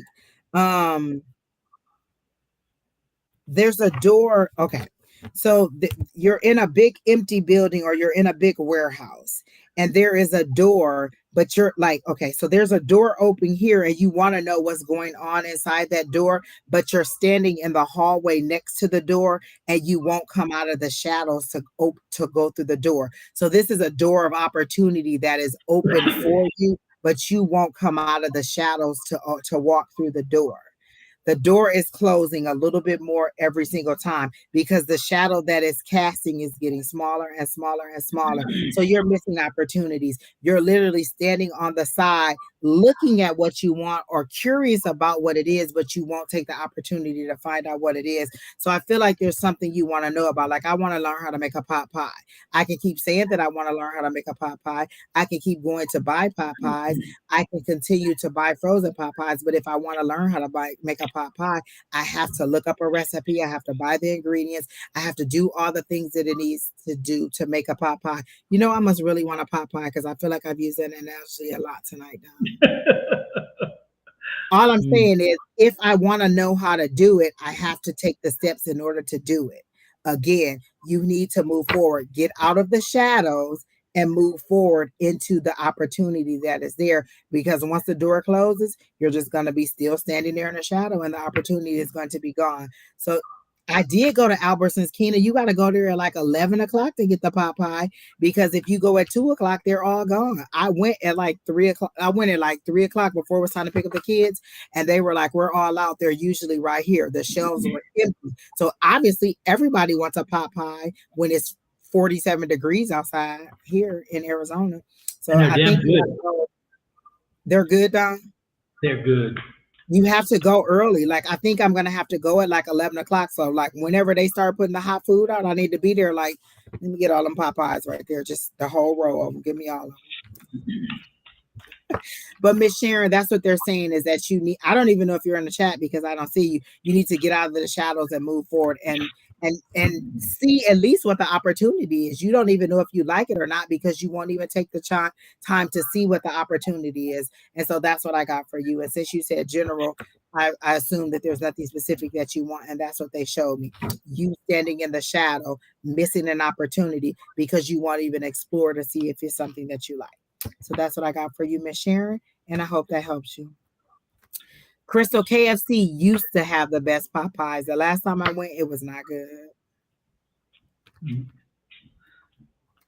Some places, especially if they don't put the attention to the crust, that crust is the important thing. Popeye. I used to love KFC Popeye, and the last couple times I went, they just weren't good. They weren't full like they used to be, and then there just wasn't enough care. Like I felt like it was dried out, and it wasn't that creaminess. You know, like when you used to put your fork in a Popeye at KFC, it was that creaminess that, you know, that chicken, all that would come out, and it just wasn't that for me the last time I went. But Crystal's in Minnesota, so maybe theirs is better than ours. Ours is dried out like the same. All right, Keena, who's next? I went to Lolo's in Scottsdale the other day. Oh my gosh. I tell you what, I got the worst meal. The other meals were good. My chicken was dry. And I'm like, oh, come on, Mama White, Miss White. If you ever go to Miss White's and you eat her chicken, right? Her chicken is always moist. And I was so let down because I expected so much because this is her son or grandson, right? And I was like, I was waiting. The cornbread was amazing. It comes like this, and with the butter on. Oh my God! I was like, I could eat this all day, you know. And the red beans were really good. But when I bit into the chicken, and I had a chicken breast and a chicken thigh, both pieces were dry, and I'm like, oh no! It's like Sherry Berry and I went to the one at Gilbert, and I have to tell you, it's the best that I've had thus far. I used to go to the one downtown all the time, and their cleanliness is in question there. And so I haven't been to the one in Scottsdale in a long time, but the one we went to, the one in Gilbert, it was beautiful. We sat outside. Our food was so good. I think Sherry Berry got the chicken and waffles, and I ended up getting the platter that was like the chicken and the fish. And then I don't think they had any mac and cheese left that day. But I think I got either fried okra and greens or something like that. But everything we had was delicious. It was so good. And that was the one in Gilbert. And it's the best that I've had thus far. I know, I was so let down because I've always wanted to go there, and I knew that they would have good food because, again, Miss White. And Michael ordered the double D's, which is the 2 chicken breasts on the waffle. It's called double D's. And I did not know that. Yeah, it's called double D's. Yeah, and I had the classic platter, and he, again, his breasts were dry, but my sister-in-law had her and her boyfriend had good food. Theirs were tasty. So I don't know if that day something was up with the chicken or they let it go too long. Sometimes if you let it go too long, or if you don't dip it well enough and season it, then the moisture comes out. I don't know.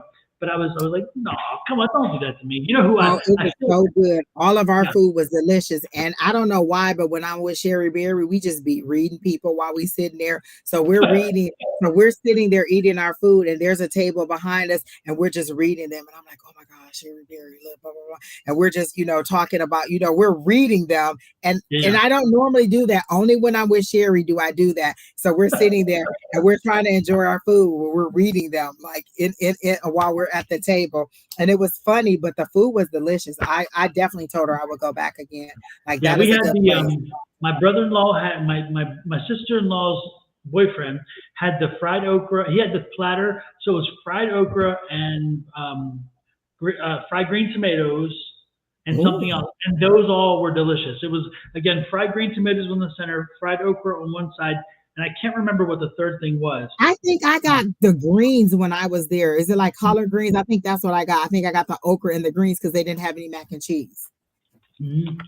And so that was a really good one. And then my sister-in-law had something, and hers was delicious. I tried all theirs; everything was good except for the chicken. So something went wrong with the chicken that day, and I was like, oh, don't do this. I hate that.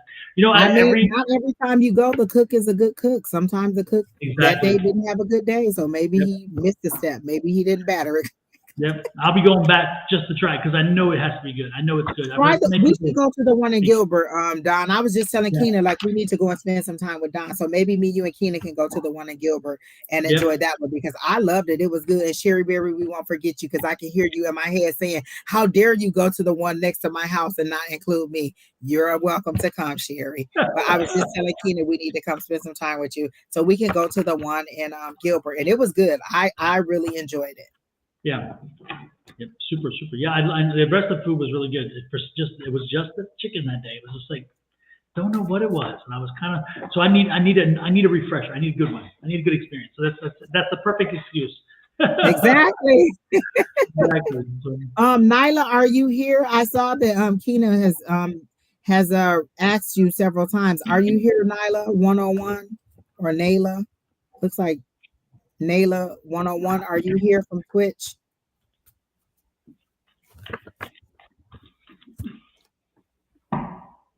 I think she left us. She must have left us. I don't know. All right, Nayla, if you're not here, then who's next? Linda, I have a question. Long question, but short answer will suffice. On Saturday, we are having a party, and some undesirables will be present. My gut says JoJo should purchase doorknobs with locks.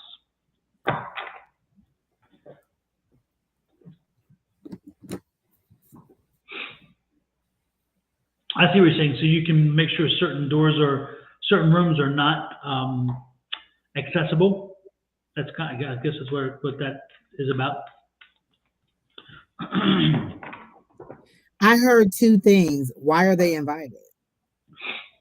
That's the first thing I heard is why would you allow these people into your house if you don't trust them in that way? Like I don't want people in my house where I'm not comfortable in my house. So that was the first question I heard is why are they invited? But I guess if they're relative, no, there's relatives. There's some relatives that cannot come into my house either. I'm just sorry to tell you that. I really feel like there's something over the door. You know, like how you can put a shield over your door and somebody can't come in. I feel like that's what you need to do. Put a protection over your house or over your door. Like, you know how Don said to cut the selenite wands up and put them out as protection. I feel like if you put them there, then maybe it'll ward them off before they even get there and you won't have to worry about that situation. But the locks are always a good thing. You could I'm trying to think of a cost effective thing that you could get, but I don't know. That would probably be Don's situation. But again, the first thing I heard from Spirit is why are they welcome in your house? I think it's Zoe's. Is it Zoe's birthday and it's her father? I think is that because Zoe's the one that's having the birthday, correct? And she says it's Zoe's father. Okay, then he can personally take her out and have ice cream later. Listen, I've been in situations where it's like, watch my purse, make sure this person don't go here. Did you see this person? Like, I've been in situations where you had to put somebody on that person, like Keena, watch them, don't let them go in the back room. Make sure my person, like, put all the purses in one room and lock that door. Put all the blah blah blah in that room. I've been in situations where you've had to be like, watch him. Don't let him go in the back room. Don't let him go into the bathroom. If he go, then you need to be hovering around like, oh, okay, you out the bathroom, make your way back to the, and sometimes you have to do that. So it could be as much as you just putting somebody in place to be like, hey, or keeping him front and center of the party so you know where he is at all times, or just buying the locks. I keep getting why is he welcome, but that's all I'm saying. Because my son is going over his dad's house on Sunday, and he's not coming here to pick him up. I'm dropping him off. Don't come in my house. I'm just saying. But my gut But says your if it brings solace, if it brings peace of mind, then it's probably never a bad idea to do it. So that's the one thing. Again, is if it brings, and that's not psychic, that's just general. If it brings peace of mind to do it, then you should do it. If there's no other way to isolate that part of the house, if there's a way you can isolate that part of the house and not feel that it's too disruptive, then that'd be another way. Is just isolate that part of the house and make it clear that nobody's going there. Maybe so I don't know. She said he feels entitled. I feel entitled to have my show, a live show, but I don't have one yet. Just because I feel entitled to do it, that don't mean I get to do it. My son's father probably think he's entitled to come into my house, but he's not. Yeah, it sounds like all the more reason to be like, no. Yep. The door is that away. But yeah, just go ahead and I would just for peace of mind, probably, Linda, it's probably not a bad idea to do it. And then when they're done, they can take them off, but keep them around because you never know when you may want to use those locks again. So, and they have some multi-packs. And if you go to Home Depot, I think Lowe's has them too, but if you go to Home Depot, you can get multi-packs. You can buy a number of them at one time. So, and save yourself some money. Is it possible to buy one of those centers that ding, like ding, every time somebody opens the door? Like you can do that too. Yep. You could buy a sensor to put on there, so every time the door is open, it kind of is like ding, or somebody tries to enter a room or a space or something. Yeah. You could put a big. You could also put a big caution tape over it that says, "Hey, nobody's allowed in this room." Yeah. You can. You attach the one side to the door jamb and the other to the door, and when the magnetic connection is lost, and it's also just batteries. So the good part is it's just individual, and you can buy a number of them for next to nothing. So if the party's outside, then don't let anybody inside. Make sure that no one goes inside except for those people who are bringing items outside, and make sure that the house is locked to keep everybody out, and therefore there's no question of who is intended to be left out. Maybe that would be the way. So I did a 3-card spread. I did the situation, which is the Hierophant, and they're saying you know better. You know what the situation is. You have that intuition. You have that knowledge. You know this person inside and out. You know that this person is not a good place. So the situation. So I asked for what I did. The situation, the advice from spirit, and the outcome. And so for the situation, I got you know better. I literally heard them say, you know better. You know this person is not need to be in your house. Listen, I'm not letting a crackhead in my house. And it may not be that this is a crackhead, but I'm not letting somebody I don't trust in my house. You need to stay outside. Or like I said, put the big caution tape on there so that nobody can open the door or go in there. But they're saying, you know better. For the situation, they're saying, you know better. You know what to do. You know what your gut is telling you. And if it's telling you that this person doesn't need to come in the house, then this person doesn't need to come in the house. And then for the advice from spirit, have the strength to stand on your conviction and say, no, you cannot come in the house. This is advice from spirit. Have the strength to stand on your convictions and be like, no, you cannot come in. And then the outcome is the King of Pentacles, which is ruling over your domain. You are the leader. You are the person who makes the decisions. You have to protect your palace, make that decision. So that's what I got. The situation, you know better. The advice from spirits, stand strong in your power. You have the strength. You know what to do. You know how to tame this situation. You know the best route to take for this situation. And then the King of Pentacles, protect your property, protect your assets. You see him holding on to that pentacle. That's his blessings. That's his assets. That's the material things. You know how to, this is him protecting his throne. So that's what you do. And if it means buying locks, then buy locks. But it also could mean everybody stay outside.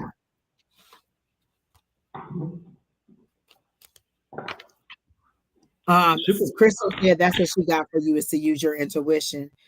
She says they need to use the bathroom. Okay, the bathroom is one spot that you go in. You go into the bathroom. If I put caution tape all over the door, here and here and here, Who broke through the caution tape to get in there? Or why are you in this area? The bathroom is here. But what would he be wanting in the bathroom? Is he trying to steal something? Yeah, you can't come to my house. But again, they're saying you know what to do. Like you know how to protect your house. And if it means getting the lock, then that's what you do. This is you protecting your property. And if that means that you have to get locks and put on the door, then that's what you do. For me, I'm not spending extra money to keep somebody out who don't want to be there. You need to stand outside, sir. I don't have to be nice to you at all. Why I gotta be at my kid party? Take her out. You can take her out for ice cream later. As a matter of fact, you can come by when we cut the cake. You ain't even got to use the bathroom because you ain't gonna be here long. Cut the cake, take some pictures, open the presents. Bye. Listen, once I'm done with you, I'm done with you. I don't have to be cordial with you. I do not. Like I tried all of that, and if you don't wore my nerves to the end, and I don't want to, then I don't have to be cordial. I don't have to be nice to you. I can be cordial, but I don't have to be nice. You can come by, you can cut this cake, you can take a picture with this baby, you can bring your gift. Goodbye. You don't need nothing else. You can even take 3 or 4 pictures and post them on there like you was there the whole time. Nobody don't need to know. Oh, he definitely can't come on. He don't respect anything, anyone. Those are life choices. Those are choices that you make. If I'm having a party for a kid and you're the uncle that cusses and fusses and get drunk, you're not welcome. You're not coming over. If you're disrespectful in that way, you're disrespectful of my domain, then you can't come in. Father or not, uncle or not, cousin or not, mama or not, you're not allowed to come in. You need to conduct yourself well. This is my property. And so in that situation, you're just not welcome to come in. You just need to make other arrangements. Linda, light some bay leaves. Burn those bay leaves. It worked once. It'll work again. Listen, I tell my son all the time, life is hard. You need to learn these lessons now. So, I mean, if that means that your daddy can't come over, you need to know that your daddy can't come over. Listen, she might want a pony. What if she tell you she want a pony for her birthday? Are you going to go and buy a pony? Or are you going to say that that's not a reasonable expectation that you have? Life lessons. This could be that time where you get to stand up and be like, you know what? This is just a disappointment that you're going to have. You're not getting a pony and daddy's not coming over to be rummaging through my house. Linda says she's going to get her done. Get her done. Exactly. Next in line, Kina, is who?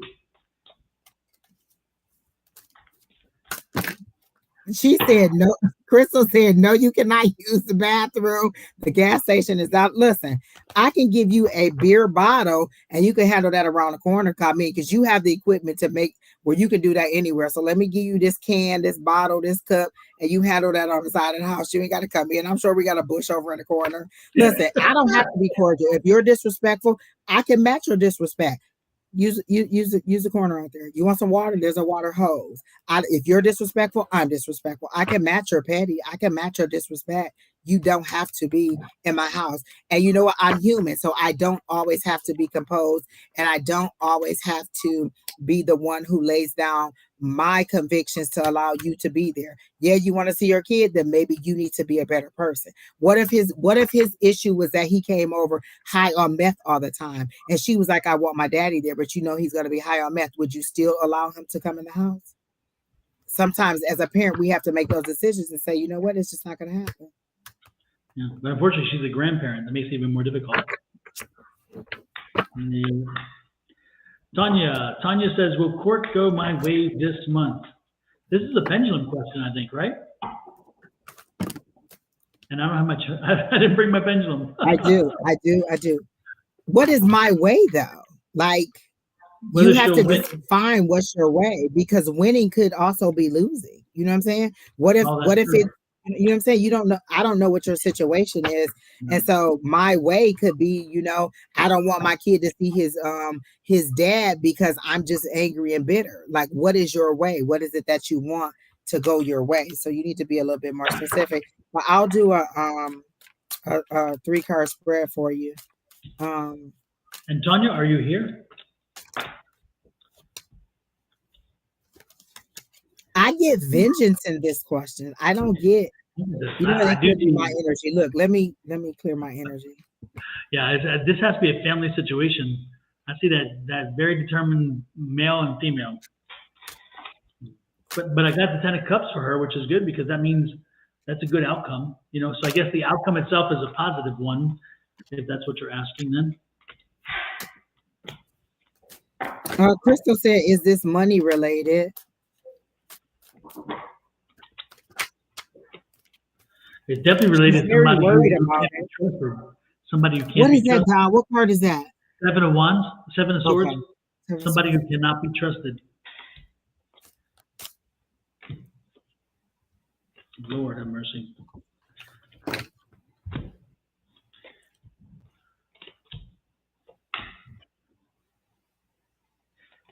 I wish she was here because it'd be interesting to see what her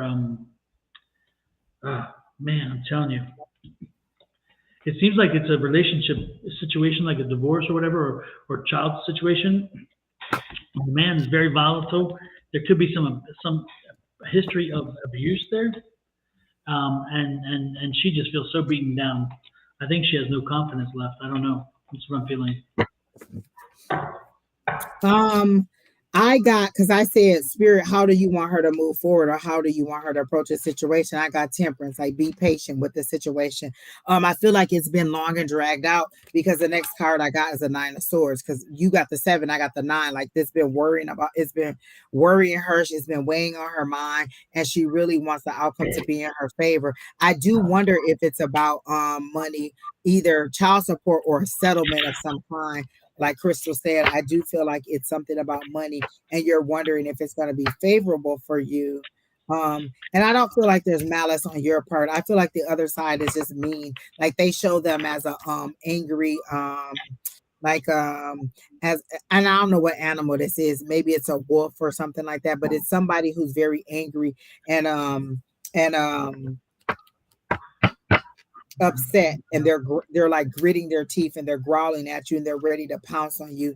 So I don't get that it's a positive situation and you feel like the victim in this situation and you really want the outcome to be in your favor. So let me get one card to see what the outcome of the situation is for this case for you is. Spirit, give me one card for Tanya regarding the outcome of this situation. Give me one card for Tanya. Ew, I got the 8 of Swords. I feel like it's gonna go on, like it's not gonna end tomorrow or whenever it is. I feel like it's gonna be continued because I got you're still tied up. And then the next card I got was feeling left. Ooh. So maybe it's not going to be in your favor because I feel like they're going to drag it out. So feeling left out could be them just dragging it out. I don't feel like it's going to end this month. I feel like it's going to be, you feel bound, like tied up, like until this is over, I can't move forward. And then I got feeling left out in the cold. So I don't get that it's going to end when you go to court the next time. And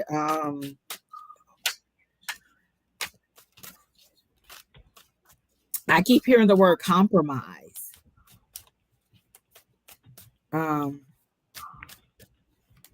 Like, is it really worth it? You know how people get in a divorce and they're like, it's my dog, it's my toaster, it's my sofa. My mom gave us that washer and dryer. I want to keep it kind of situation. So I feel like, is it worth the battle that you're going through, or should you just wash your hands of it and go? Listen, when I separated from my son's dad, I didn't want anything that he had touched. I got rid of everything. Every freaking thing that I could get rid of, even the dishes and the cups and the glasses that he drank out of. I didn't want anything. I didn't want anything that had his energy on it. I wanted all new everything. I don't think she's here because she hasn't responded, but just what Spirit is telling me to ask you is it worth the battle? Like, if whatever you're fighting over is something that you can let go and move on from, would that be better for you? And then what did I get? Like this, that relationship, that partnership. Are you ready to let it go? And then the other thing I got was that Queen of Wands, that nurturing spirit. Like, I feel like it's something very passionate. It's a very emotional issue. I'm surprised it wasn't the Queen of Cups, but it was this. So I feel like this is that nurturing for you. And that's what the conflict is, because this came out in the reverse. And I feel like are you going to make that compromise? Are you going to make that give and take, or are you going to nail this to the wall and just let it drag on and drag on? So that's what I got for Miss Tanya, who's not here. But I don't feel like it's going to end this month. Super. If you are on my website, my webpage, my YouTube page specifically, and you have not yet subscribed to Angie's YouTube page, then I'm going to supply you with this. And this is the logo. If you turn your phone on, hit that little picture and scan that QRC code, it will take you to Angie's page. Oh my gosh, look at that. Don is a whiz. Look how fast he did that. So if you click on that, it'll take you to Angie's page and you can subscribe. Easy to find. You don't have to type anything. I put it right there for you. Oh my gosh, Don, I love you. Look at you. Look, Don is a technology guru. Let me tell you. So make sure you subscribe. Look, you see those little feet that are behind Don? That's Jesus sitting up on Don's mantle, and he's just looking at Don and just smiling at Don. He's always watching over me. Oh, I love that, Don. That is the cutest ever. Look at all these people scanning the QR code. Don is a freaking genius. I love that. Oh my gosh, that is so cute. Keena, look at what Don did. He is just the day first he was here, he just said, I'm still here, Keena. I love that. Oh my gosh, Don, thank you. Yeah, no problem. No problem. Oh, that is beautiful. Don is like a genius, a general for me. I thought that said General Love. I'm about to be like, Dave, you waited all this time and you want to love? And all I heard was love don't live here anymore. Oh, Lord. Okay, Dave, you're next. And who's after that? Irene. Irene is the last person on the list. So, Dave, you're next. We're reading you. And Irene, are you still here too? Okay. He wants a general reading.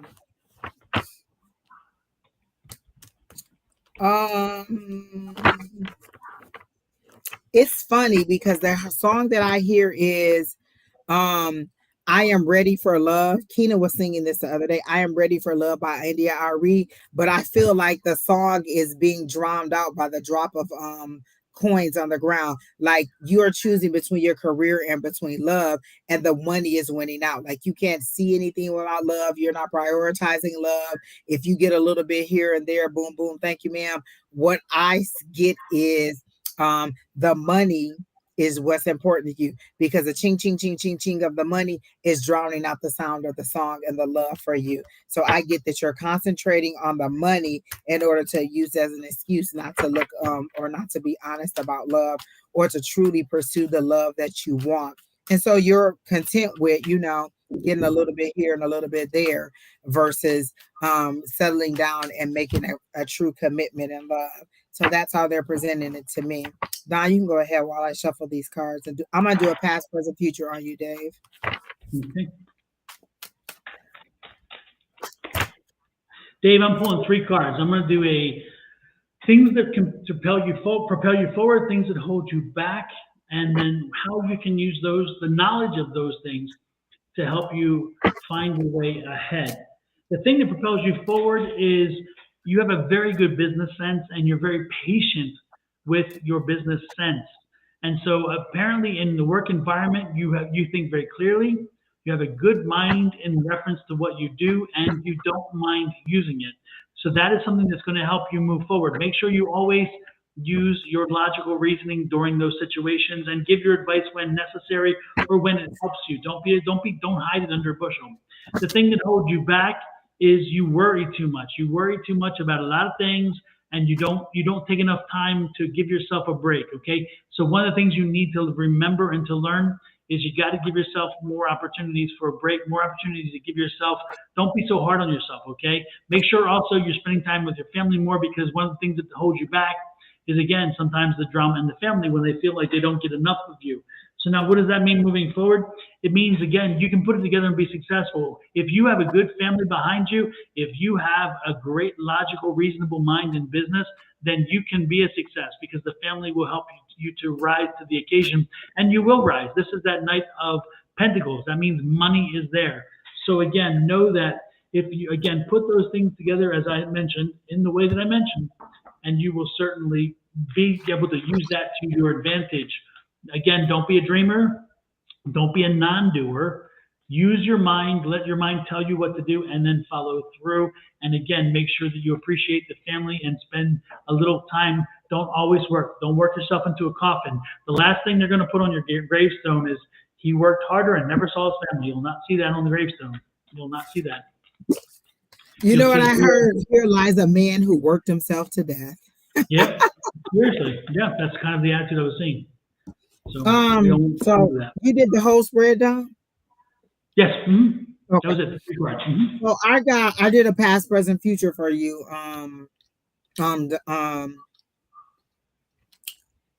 Dave, you can go ahead and make your announcement, Don, if you want to. No. Go ahead. Okay. No. So your past energy is the Emperor, stable, stability, protection, able to take care of your needs, your wants. So this is that for me. The word that sticks out with the Emperor is stability, protection, foresight, good business mind, being able to protect. An emperor is somebody who rules a kingdom, who makes decisions that affect everybody in the kingdom. So that was your past energy. That's where you were in the past. Your present energy is the Knight of Pentacles. And in the chat, I saw Angels Will Fly. She put the word stalling.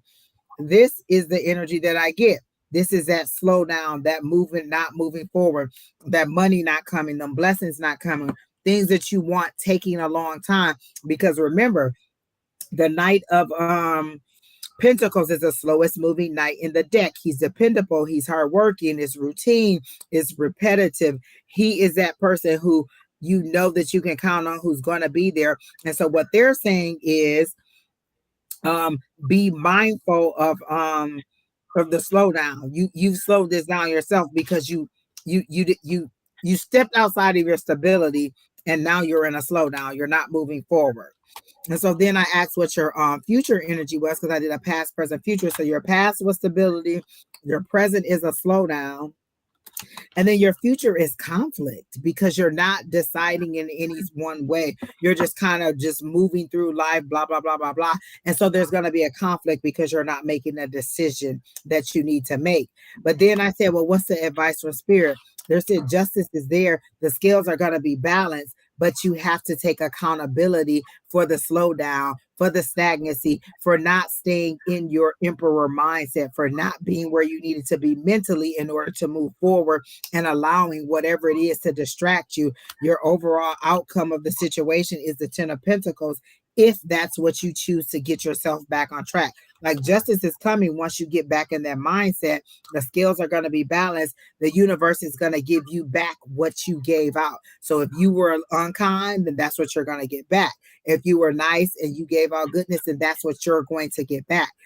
The 10 of Pentacles is there. That's the culmination. That's that wish fulfillment. That's everything that you want. That's the money. That's the material blessings. That's that 10. That's everything that you want materialistically. And then the Hierophant says, you know better.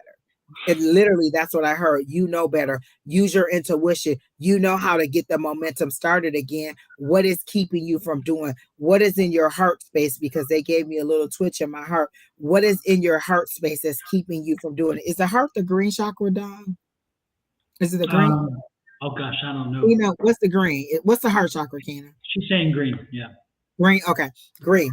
So they're showing me that they're showing me that heart chakra, that green chakra, and then they're making my chest hurt. You know, in your heart of heart, in your inner gut, in your inner knowing, however men think and whatever they used to think, you know better. You know how to get this back on track. What are you doing to get your life back on track and to keep this from being your energy? Because although this says this is your future energy, you could not even get to that and just go right to this. But are you going to take accountability and get the momentum moving again? Is how I'm seeing it. So that's what I got for you, sir. And you're not commenting, so I don't know if what I said made any sense to you, but I feel like it did. And you know what you need to do to move forward. Like, sometimes I know what I do. Listen, my guys tell me every day, you go do these sit-ups, Angie. You said you want a flat stomach. Do you want to sit? You go do the sit-ups? And I'd be like, I'm going to do them tomorrow.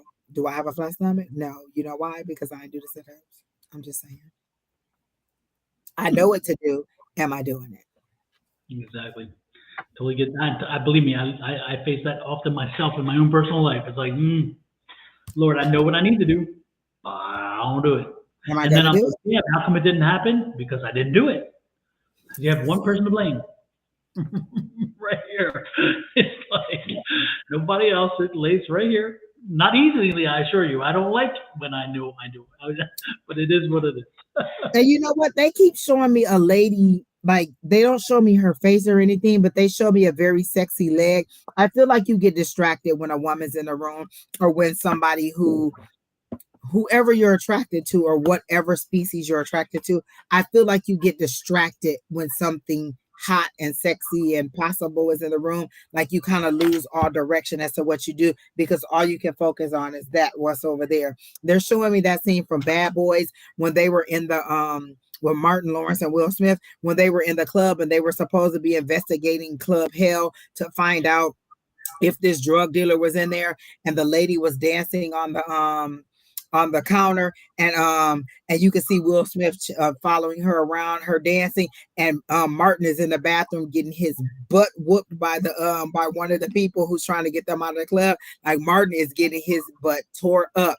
Next thing you know, he comes crashing through the fish tank, and Will says, "Who done tore off and whooped your ass today?" So that's what I'm saying. You get distracted. That's what they're showing me, is that you get distracted with shiny things, and it doesn't have to necessarily be a love interest, but you're definitely distracted and not doing what you're supposed to be doing. So that's what I got for you. Super. So who is next? And while we wait for the next one to pop up, also, if you are on Angie's side of the YouTube ledger or the Facebook ledger, or whatever, and you want to come and also subscribe to mine, this is the way to do it. Just click on that icon with your picture, your camera, and click on it, and it'll take you to my Oh YouTube my page. gosh, Don, I love that. It's so convenient. It's such a nice thing to have. So You're gonna have to show me how to do that so I can go ahead and make one for when me and Sherry Berry and the rest of them are on live. I love it. absolutely, yeah. I'll help you and Keena put it together. Oh my gosh, I love it. Yep, it's convenient. So again, click on that, take a picture, and then it'll take you to the website and click subscribe. So therefore, we That do is it the all. neatest thing ever. Like, oh my gosh. Just technology is amazing. It is. It is. It's I coming wish I on. could scan a QR code and it just take 5 pounds off. Click, click, click. In time. Who knows? Irene B. Money General. A general money read. It's funny because before I even could see the word money, I heard general and I heard money, money, money, money, money. Who sings that song? What's the group that sings that? Tina, who sings that? It's not the Temptations, or is it the Temptations? No, Who sings that? Money, no, money, no, money, no, money, money. Money. You know, tell us in like 13.5 seconds. We'll just have to wait for her to look at it. It's like for the love of money. That's what I heard. So I feel like money is coming into you. I hear the casino. Ching. So the casino sound to me either means that is not who sings that song. No, I don't think so. No. Not for the love of money. That's like a band sound, like money, money, money, money.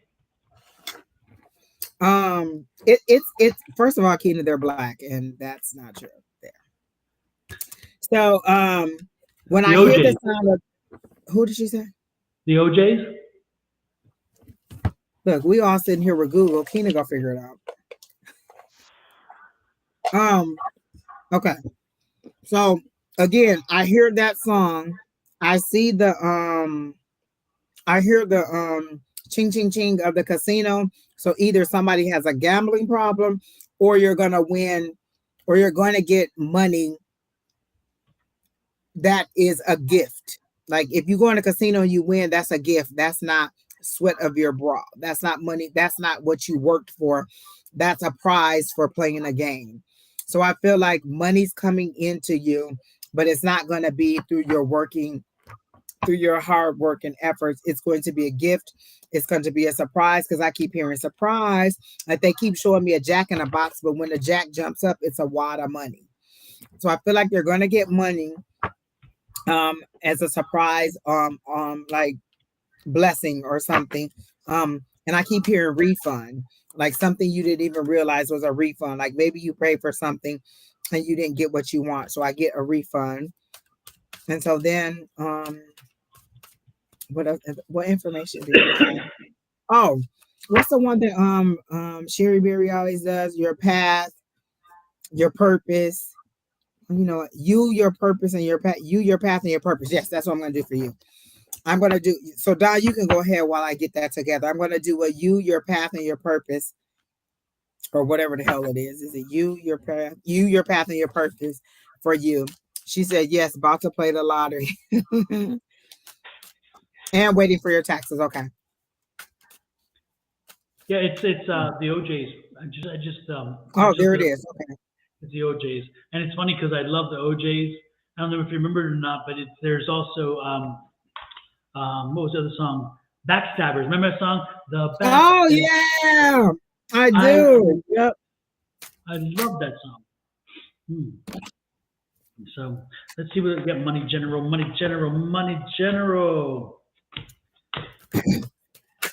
Oh Lord, you got the Wheel of Fortune, but you got somebody you can't trust at the same time. So the Wheel of Fortune says, you know, the money is okay. If you own a business, you got to be careful. You got an employee, or you just got somebody around you who you cannot trust them with your money. I'm telling you, be careful about someone around you. And this is the Hermit card, so it tells you pretty much what the Hermit card again is an indicator that that you kind of know who this person is. You kind of know about the money. Be careful again. Be careful about that person and the way they're spent. I just see them taking. I see them taking, and Don, do you kind of get, oh, she said, yes, got a small business. Because I was just going to say, do you kind of get that like it was a business deal that is not going well or is going bad? Because that's the energy that I was about to say. Is that what you're feeling? Go ahead. Yeah. And it seems like it's a female energy that, again, is somebody you really can't trust. I think that they're wonderful. It's interesting because their attitude toward you, or your attitude toward them, is changing. That's what this is all about here. It's like they're keeping you from moving forward. Oh, is it my sister? Oh, I don't know. Well, it's a female energy. That's all. I do know that because it's a female energy. I don't know if it is indeed your sister specific, but I do get a feeling like, again, it's somebody who you know and trust. And but it's funny because, again, you know who it is, and again, your attitude toward them has been changing recently. If she's a female and she's fertile, that's probably going to be her, because it's a fertile Myrtle who is doing this. But she's going to show herself. She's going to tip her hand soon. She's going to make a mistake because she's going to do something very stupid, very rash, and it's going to blow the top off of it. And that's when you're going to have the strength to make the decision to say, you know what, we're not doing this game anymore. I'm not going to be your bank. It's not my job. And it's going to shake things up. It's also going to cause a bit of a conflict between your family, but it's going to have to go. It's going to have to happen. So stay strong and be ready to act when time comes. Don't put your head in the sand. Don't walk around your head in the sand. That's not going to be good. How can you walk around your head in the sand? I just thought about that. That doesn't make sense. Don't walk around with blinders, or don't put your head in the sand. How's that? Lord have mercy. As soon as I said it, I'm like, damn, that was stupid. I understood exactly what you meant, Don. You walk around and you just put your head down in the sand, and then you lift it back up, and then you put it back down. I knew what you meant, Don. You only see what you want to see. I'll put it that way. Yep. It's like, if I don't want to see it, I'm looking the other way. I don't see. What else do you have, Angie? Okay, so I did the your path and your purpose. So for you, I got that you jumped into this deal quick, fast, in a hurry. You did not listen to your intuition. You did not do what you're supposed to do. You jumped in like, oh, this is a good idea. I feel like it's some kind of party planning or something, because they showed me a balloon arch. So it's some kind of planning business, or some kind of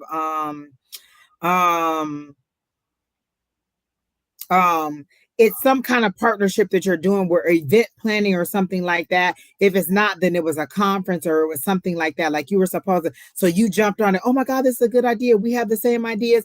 I want to do this, but this person wasn't reputable. And so I asked what your, it was you, your path, and your purpose. So your path was to slow down. The universe wanted you to take your time to research it, to make sure this person wasn't. You didn't care. You just went off on it. This is what we're going to do. We're going to make some money. It's kind of how people think they're going to do a real estate. I'm going to get in there. I'm going to get me some houses. I'm going to flip them and I'm going to make fast money. And then you find out you got to pound the pavement. You got to, do this research. You got to be knowledgeable about these things.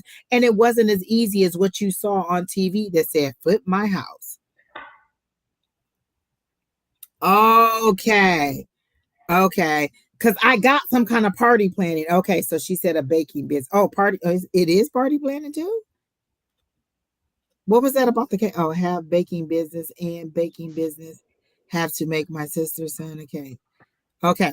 So yes, you jump right in there thinking, you know what, I got this, or I can handle this. We're a team. We're gonna do it. And Spirit wanted you to slow down. They wanted you to think about it, but you're like, scared money don't make money. You jumped in. I feel like you fronted all the money. You had the idea. You had the talent, and this person latched on as what should have been an assistant, but you took them on as a partner. And so that's why Spirit wanted you to wait, but you did not. So then the purpose I got is that this is your creativity. You should be moving fast. This is that passion. This is all that desire that you got. So the fast moving energy was good, but it wasn't for a partnership at that time. It was for you. So this fast moving energy, this creativity, this passion, this coming in, moving in haste, that's what your purpose would have been, solely on your own. This would have been beneficial to you to get started on your own and then bring somebody in. You tried to drag them along, and they were a weight, they were an anchor instead of a help to propel you forward. And so then the Three of Pentacles is coming. So teamwork is coming. That's what's coming for you, but you got to choose wisely who your partner is. And I felt like this is a hard lesson for you. So the slowdown that you're experiencing, or the drama that you're experiencing, is a life lesson. When somebody gets a divorce, what they learn, they usually learn a lesson about either themselves or what they truly want in life. And so I feel like you decided, you know what, next time I'll do it myself. I do feel like you were the brains behind this. You were the money behind this. You brought somebody in, again, who should have been an assistant, not a partner. They should have been down here, and you made them equal to you, and thinking they were going to pull their weight. Not everybody sees the vision in your business that you see in your business. So you fronted all the money. You had all the creativity. This person is falling through. Like, maybe they're not setting appointments. They're not bringing the materials. They're not professional. They don't see this because they didn't invest anything into it, and you're at a loss. And then your 10 of Cups is coming. You're going to get that wish fulfillment. You're going to get that joy. You're going to get that emotional fulfillment. And it's going to be that, see, I did it on my own after I dropped the anchor, because I see you cutting that cord and the anchor dropping back in the water. And that's all that emotions, letting all that drama go. So right now you're in a restructuring. You know how people be like, you know what? We took on too many people. Now we got to restructure. We got to, thin out the herd, get rid of some of these people. And then you need to move forward alone. And then once you get everything established the way that you want to, if that means you take one party a week versus taking 2 or 3 parties a week, that's how you slowly build, so you get the experience that you need. And then you take on somebody else when it gets overwhelming, when your reputation comes, because now you've got a reputation of not maybe being professional or not getting the job done, when if you'd have went a little bit slower, you could have built the momentum and capitalize on it. So you're on your way to this, because I asked what is the advice from Spirit and how you move forward. So you're on your way to this. You just got to do that restructuring and get everything back in order. And I don't feel like there's going to be hard feelings on your part, because when you get this, it's going to be that, see, I did it and I didn't need you. I knew I could do it. I was trying to help you out. And this is what I always tell people when you're trying to be famous. You can't bring the whole village with you. It's a weight that you can't hold. Get there, get established, and then see who's ready to move forward too. Just because you're ready to move don't mean they're ready to move. I made the I established it. Are you ready? And when that person steps up and is ready to move, then you tell them how to do it. You don't have to finance it. You don't have to build the plan for them. You tell them, I did it. If you want some help, I'll help you. I'm not going to foot the bill for you, finance it for you, or build the plan for you. I'll help you to get to where you want to be. And so that's what it is. Super. Well, Irene, hopefully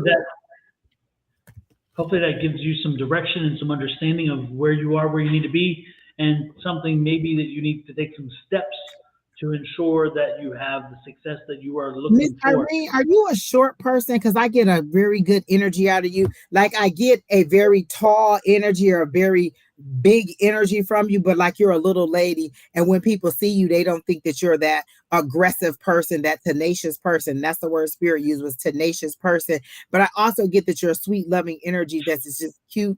She said, yes, I'm very short. Yep. They showed me that you were short, but your energy is huge. Like you fill up a room with your energy. You're funny. You're fun to be around. People like you. People are attracted to you. And you feel like this is breaking down the image of who you are. And you just want to shed this skin and recreate yourself. And it's going to happen because you're just a loving spirit.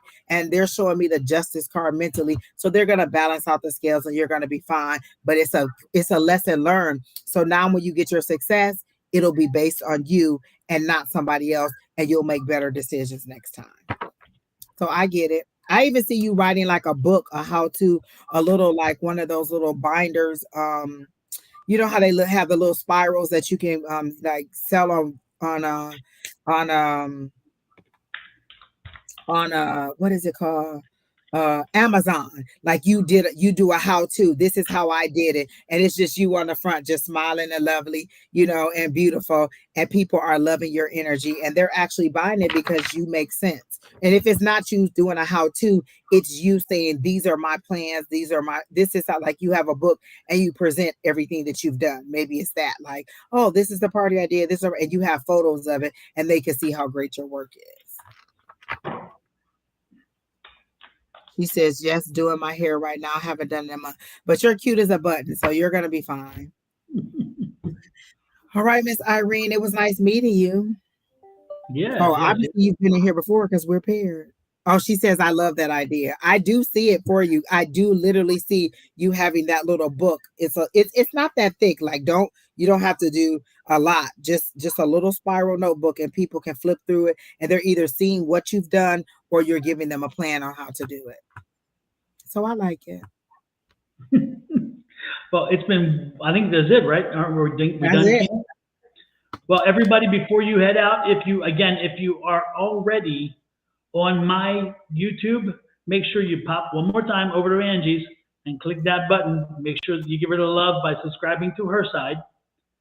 And then thank you, whoever just did that. We appreciate that so much. And then for those of you who have not done it to my side, pop on over and click on the same thing and connect the link there as well. I so love this. Like, Don, I have to take you out. Like we're taking you out. We're going to lunch. We're going somewhere. We're going to Lolo's because first of all, we got to replace that bad food that you have. And me and Keena are taking. Well, Keena don't have to come. I'm taking you out. And we're gonna. Keena, she's like, what? Well, remember, Don, I texted you today and I said, Don, I just see you laughing and having a good time, and this being a very good night for us. Like I literally saw everything. Look at Keena's name. How you just kick me out of dinner like that? Like how you gonna invite me? I invited you and kicked you out at the same breath. Like me and Keena go, you know what? Keena ain't even gotta be there, Don. This is me and you. I brought you in. Look, I brought you in this world and I'll take you out. Like, dang, you just go renege on your invitation out so like fast. Like, you know what? Better yet, this is gonna be me and Don, and we gonna get 2 platters each. Like, he get a platter, I get a platter. Everybody gets a platter. Everybody gets a platter. She was like giving catnip in front of you. She's like, here, that's right. I like Lolo's. It is so good. Don, we really do need to go though. So we'll plan a time to go. That sounds good. That sounds good indeed. Great time. Great time tonight, guys. We did. It Absolutely. was fun, just like I saw it was. Like, I was like, Don, I see us. We're laughing. We're having a good time. The energy's hot. We got a lot of new people, and that's what we got. A lot of new people tonight. And I just loved it. It was high energy. Now I can crash because I worked 3:30 a.m. to 6:30 this morning at my other job. And then I rolled right on through to my next take a job nap? and went straight up. I haven't taken a nap or anything. When I go to sleep, I'm just going to be dead asleep. Knocked You were out on fire tonight. You were on fire tonight. I mean, the spirit was kicking high, and you were able to. I mean, your level was right there. You had synced up very, very well. And I love it. I do. And you know what? I did exactly what you've said and what Tina has told us to do before. Call in your guides. Like I was like, who's ever here for whatever, come on in and do it. And I also have a piece of Oh my goodness. the black tourmaline and the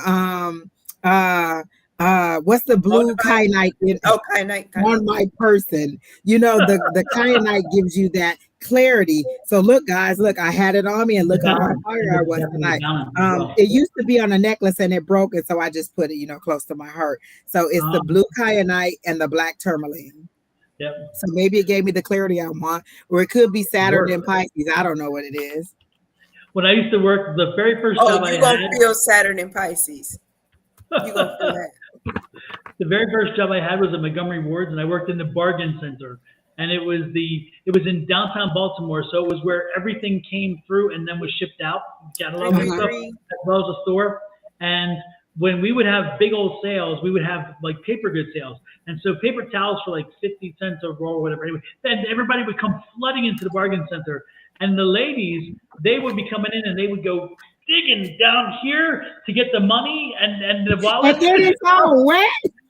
Yeah, and you come out and you're like, oh my goodness, yeah. So when you did that, I'm thinking it took me way back to 16 years old. You done triggered now. I know you triggered me. I'm like, oh my God. Digging for the money, and it comes out and it's kind of wet, and they're like, and it's like, oh geez. Sometimes have you ever seen one of those stores like you go to the corner store and they say no boob money? No boob money, like you can't pull it out your boob. I've seen those signs like don't pull that money out your boobs. It's wet. Listen, some of them would take it out of their shoe, and they take the shoe off, and I'm like, ew. Oh God, no. Oh Lord. I would keep Lysol up and I'm like, in front of them I'd spray because I'm like, I don't care. I'm not like no, that's exactly. I'm telling you, people don't think about that. Like I have to test it. Your sweat is all over, your body is all over. Hi, Cindy Moreland. She said she just wanted to say hi to me and Don. Hey, nice to see you tonight. Glad that you came in.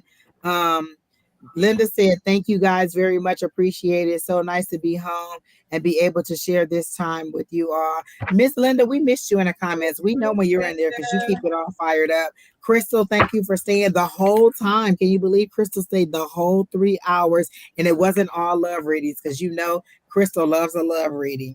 Crystal goes on vacation, comes back, and she was like, oh, how was your weekend? I'm telling her everything. She said, this all I hear.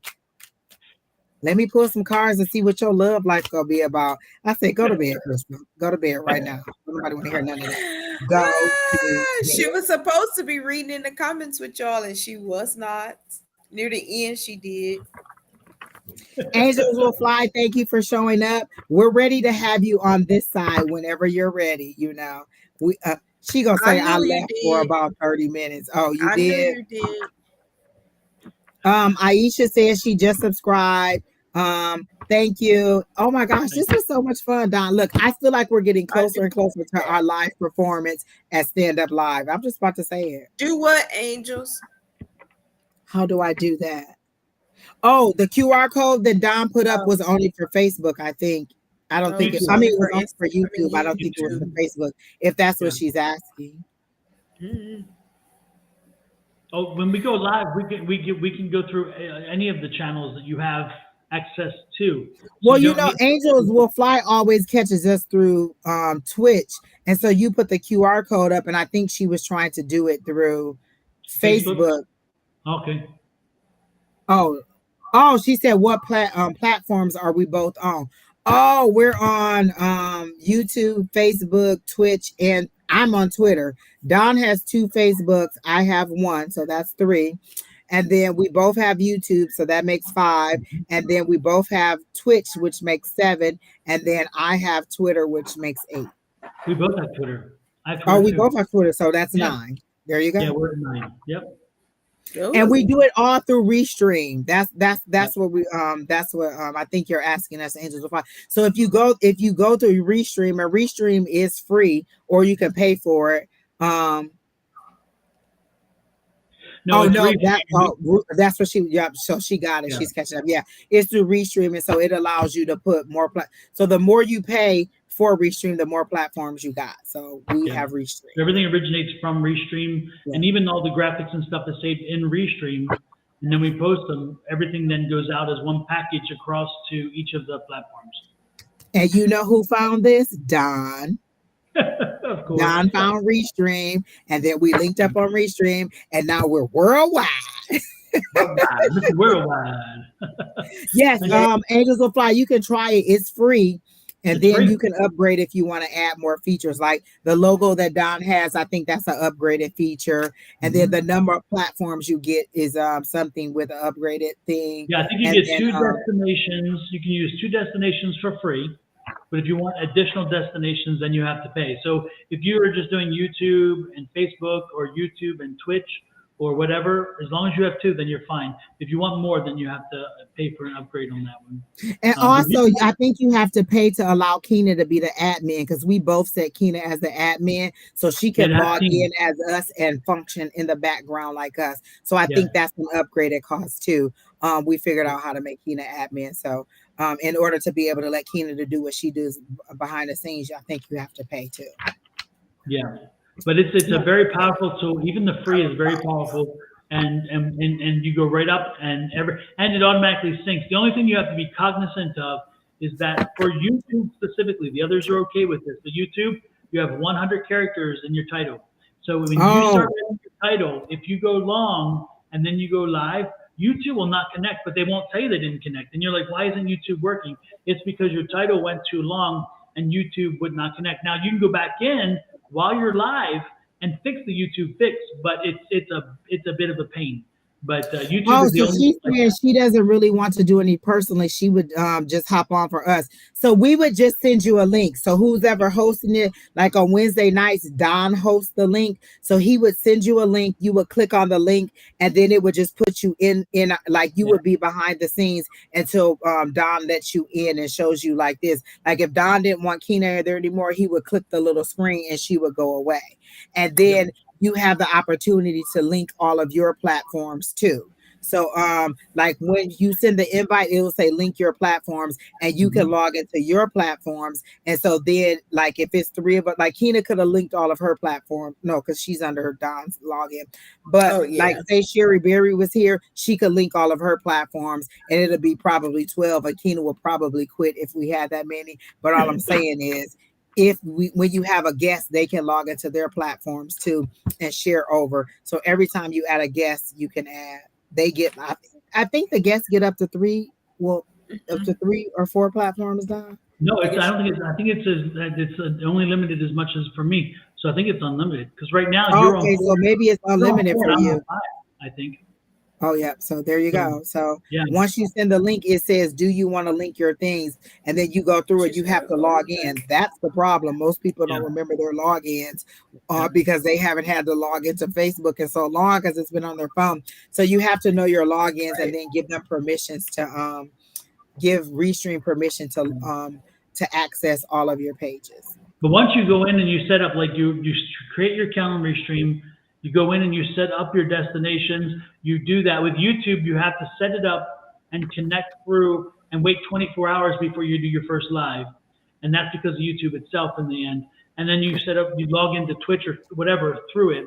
After you do that, even when you're sent a link from somebody else, when you go in through your thing, it'll automatically connect to your destination. So once it's set up, which is great. You don't have to do it every time. It makes it very much more convenient.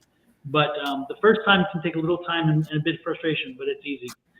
But yeah, so you should definitely try it. We need to have you pop in and we'll send you a link.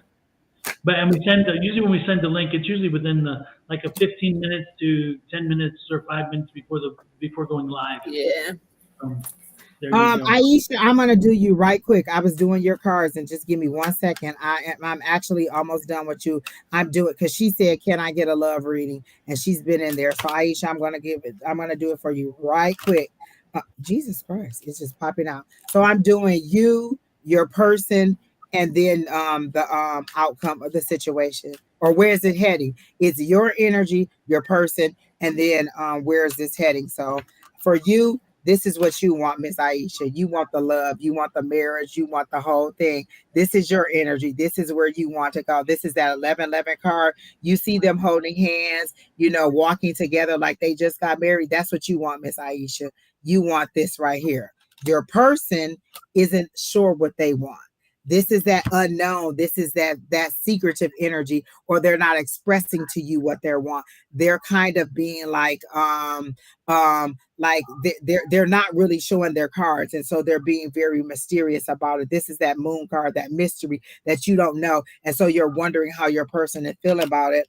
And then I think the last card in that spread is so it's you, your person, and what is the last card? Oh my gosh, I can't remember. You, your person, and where is this heading? So that's the last card. Where is this heading? So I'm about to do the last card, which is where is this heading? But I feel like this person isn't telling you how they feel. But I get that they like you. They just don't want to express that to you in that kind of way. But they may not be quite ready for this. They're not quite there, but they're not expressing to you what they want. And then let me do one more for where you're heading. Where's this relationship with Aisha heading? Where is this relationship with Aisha heading?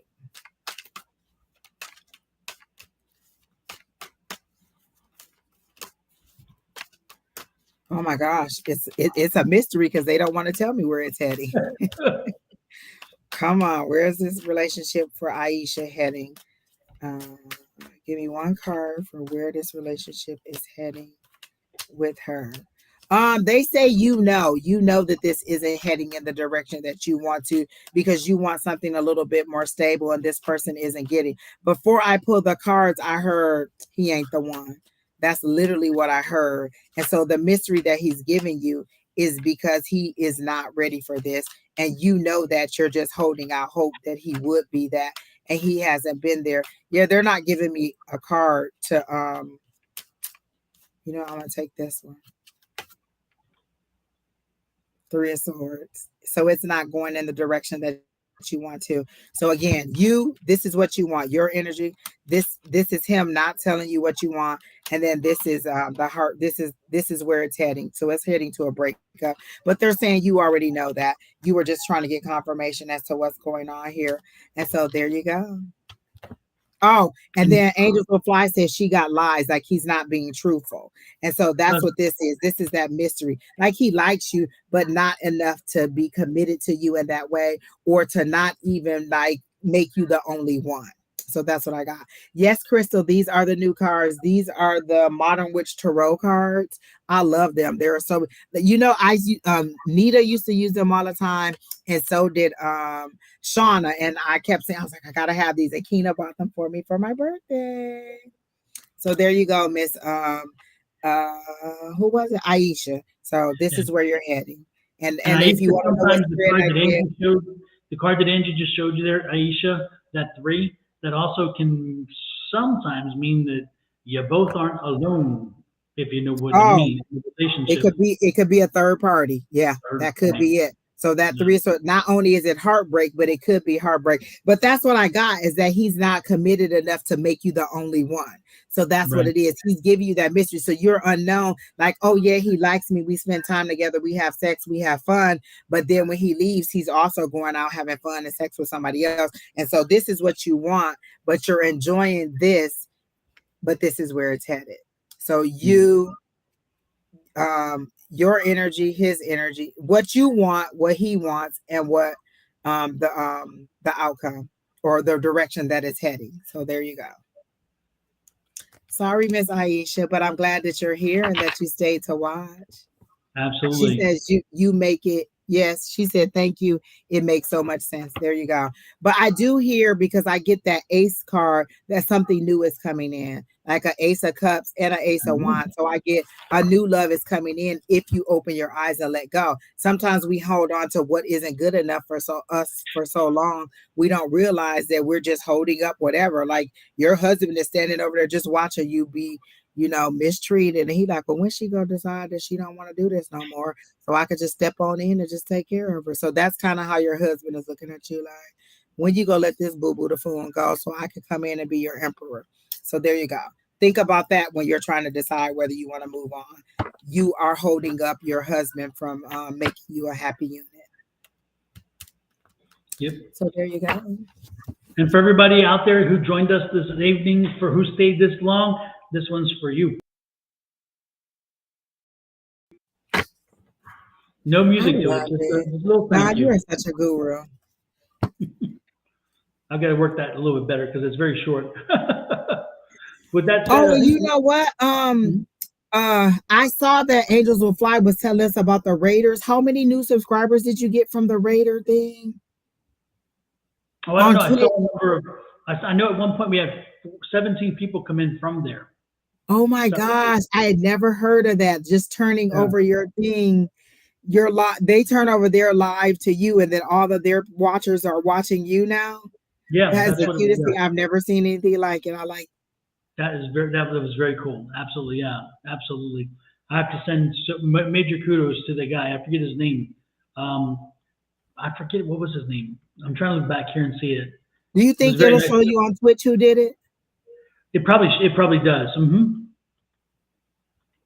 I'm trying Angels to Will Fly. Will it show us on Twitch who did? Oh, she said you got 27 new viewers from the Ray, and it was at Cosmic Unwind. There you go. At Cosmic. Thank you. Thank you, Cosmic Unwind. It was amazing. That was really nice. I'm gonna go and subscribe to him because I'm too. Yep, I will respond in kind. Absolutely. That was very nice of him. And thank you for letting me know what that is, by the way, Angels, because I had no idea. Shows you how I'm a neophyte in some of these within some of these platforms. I saw the comment, but I'm like rating. I'm like, are they stealing your people? And then when she explained it, I said, oh, that's such a nice thing to do. I've never heard of anybody doing that. She said it was so in depth, hit the bullseye. Thank you, Miss Aisha. That's what we're here for. Remember, we always approach all of our readings and healing. Like we have fun and we laugh, but we're always trying to heal you and make you a better person, or give you options to look forward to. Like you don't have to go and break up with this person, but you can be mindful of the situation and just be more aware and act accordingly. Sometimes just knowing what your options are or how to do it makes you make better decisions. Yep. Knowledge can be power. Knowledge can be power. It's what you do with it. That's the thing. Exactly. With that said, Angie, we are out of here. It's been wonderful. You were on fire today and had some great readings. You. I love it. Love it. Love it. I love watching a professional do the thing. It's like I just sit there and like I'm in awe. Yeah. I'm just waiting on me, you, and Keena to have our Donahue moment where we're passing that mic around in the audience. Or was it Montel? You said Montel? Well, Montel reminded me of because he used to have Sylvia Brown all the time. So I was thinking of Montel. So. Oh, she says she thinks that we would benefit from a Nightbot as well, but I'll look at what kind of coding that would look. Oh, thank you, Angels Will Fly. She's going to look into something else for us. I don't even know what any of those words mean in that paragraph that she put in there, but thank you. We are excited about it. Absolutely, yeah. I don't know either, but I'll work with you to figure it out. That's for sure. So bye, everybody. Thank you all for sticking around. Now we're almost at 4 hours. Don't tell anybody. They may think it's a regular this way. Yeah. This is unusual, but it was good, and the energy stayed high all the time. That's the cool part. It just stayed high, which is wonderful. It did. It was so nice, and I'm glad Tina dropped in. I think that picked it up a little bit too. Yeah, that was cool. It's kind of nice when you're mentor. It just looked like words. Everything that Angels Will Fly said, it just looked like words. They all were the same word. Exactly. All right, everybody. Thank you again so very much. Have a good night. So there we go. It's not Oh my playing. gosh, it was so much.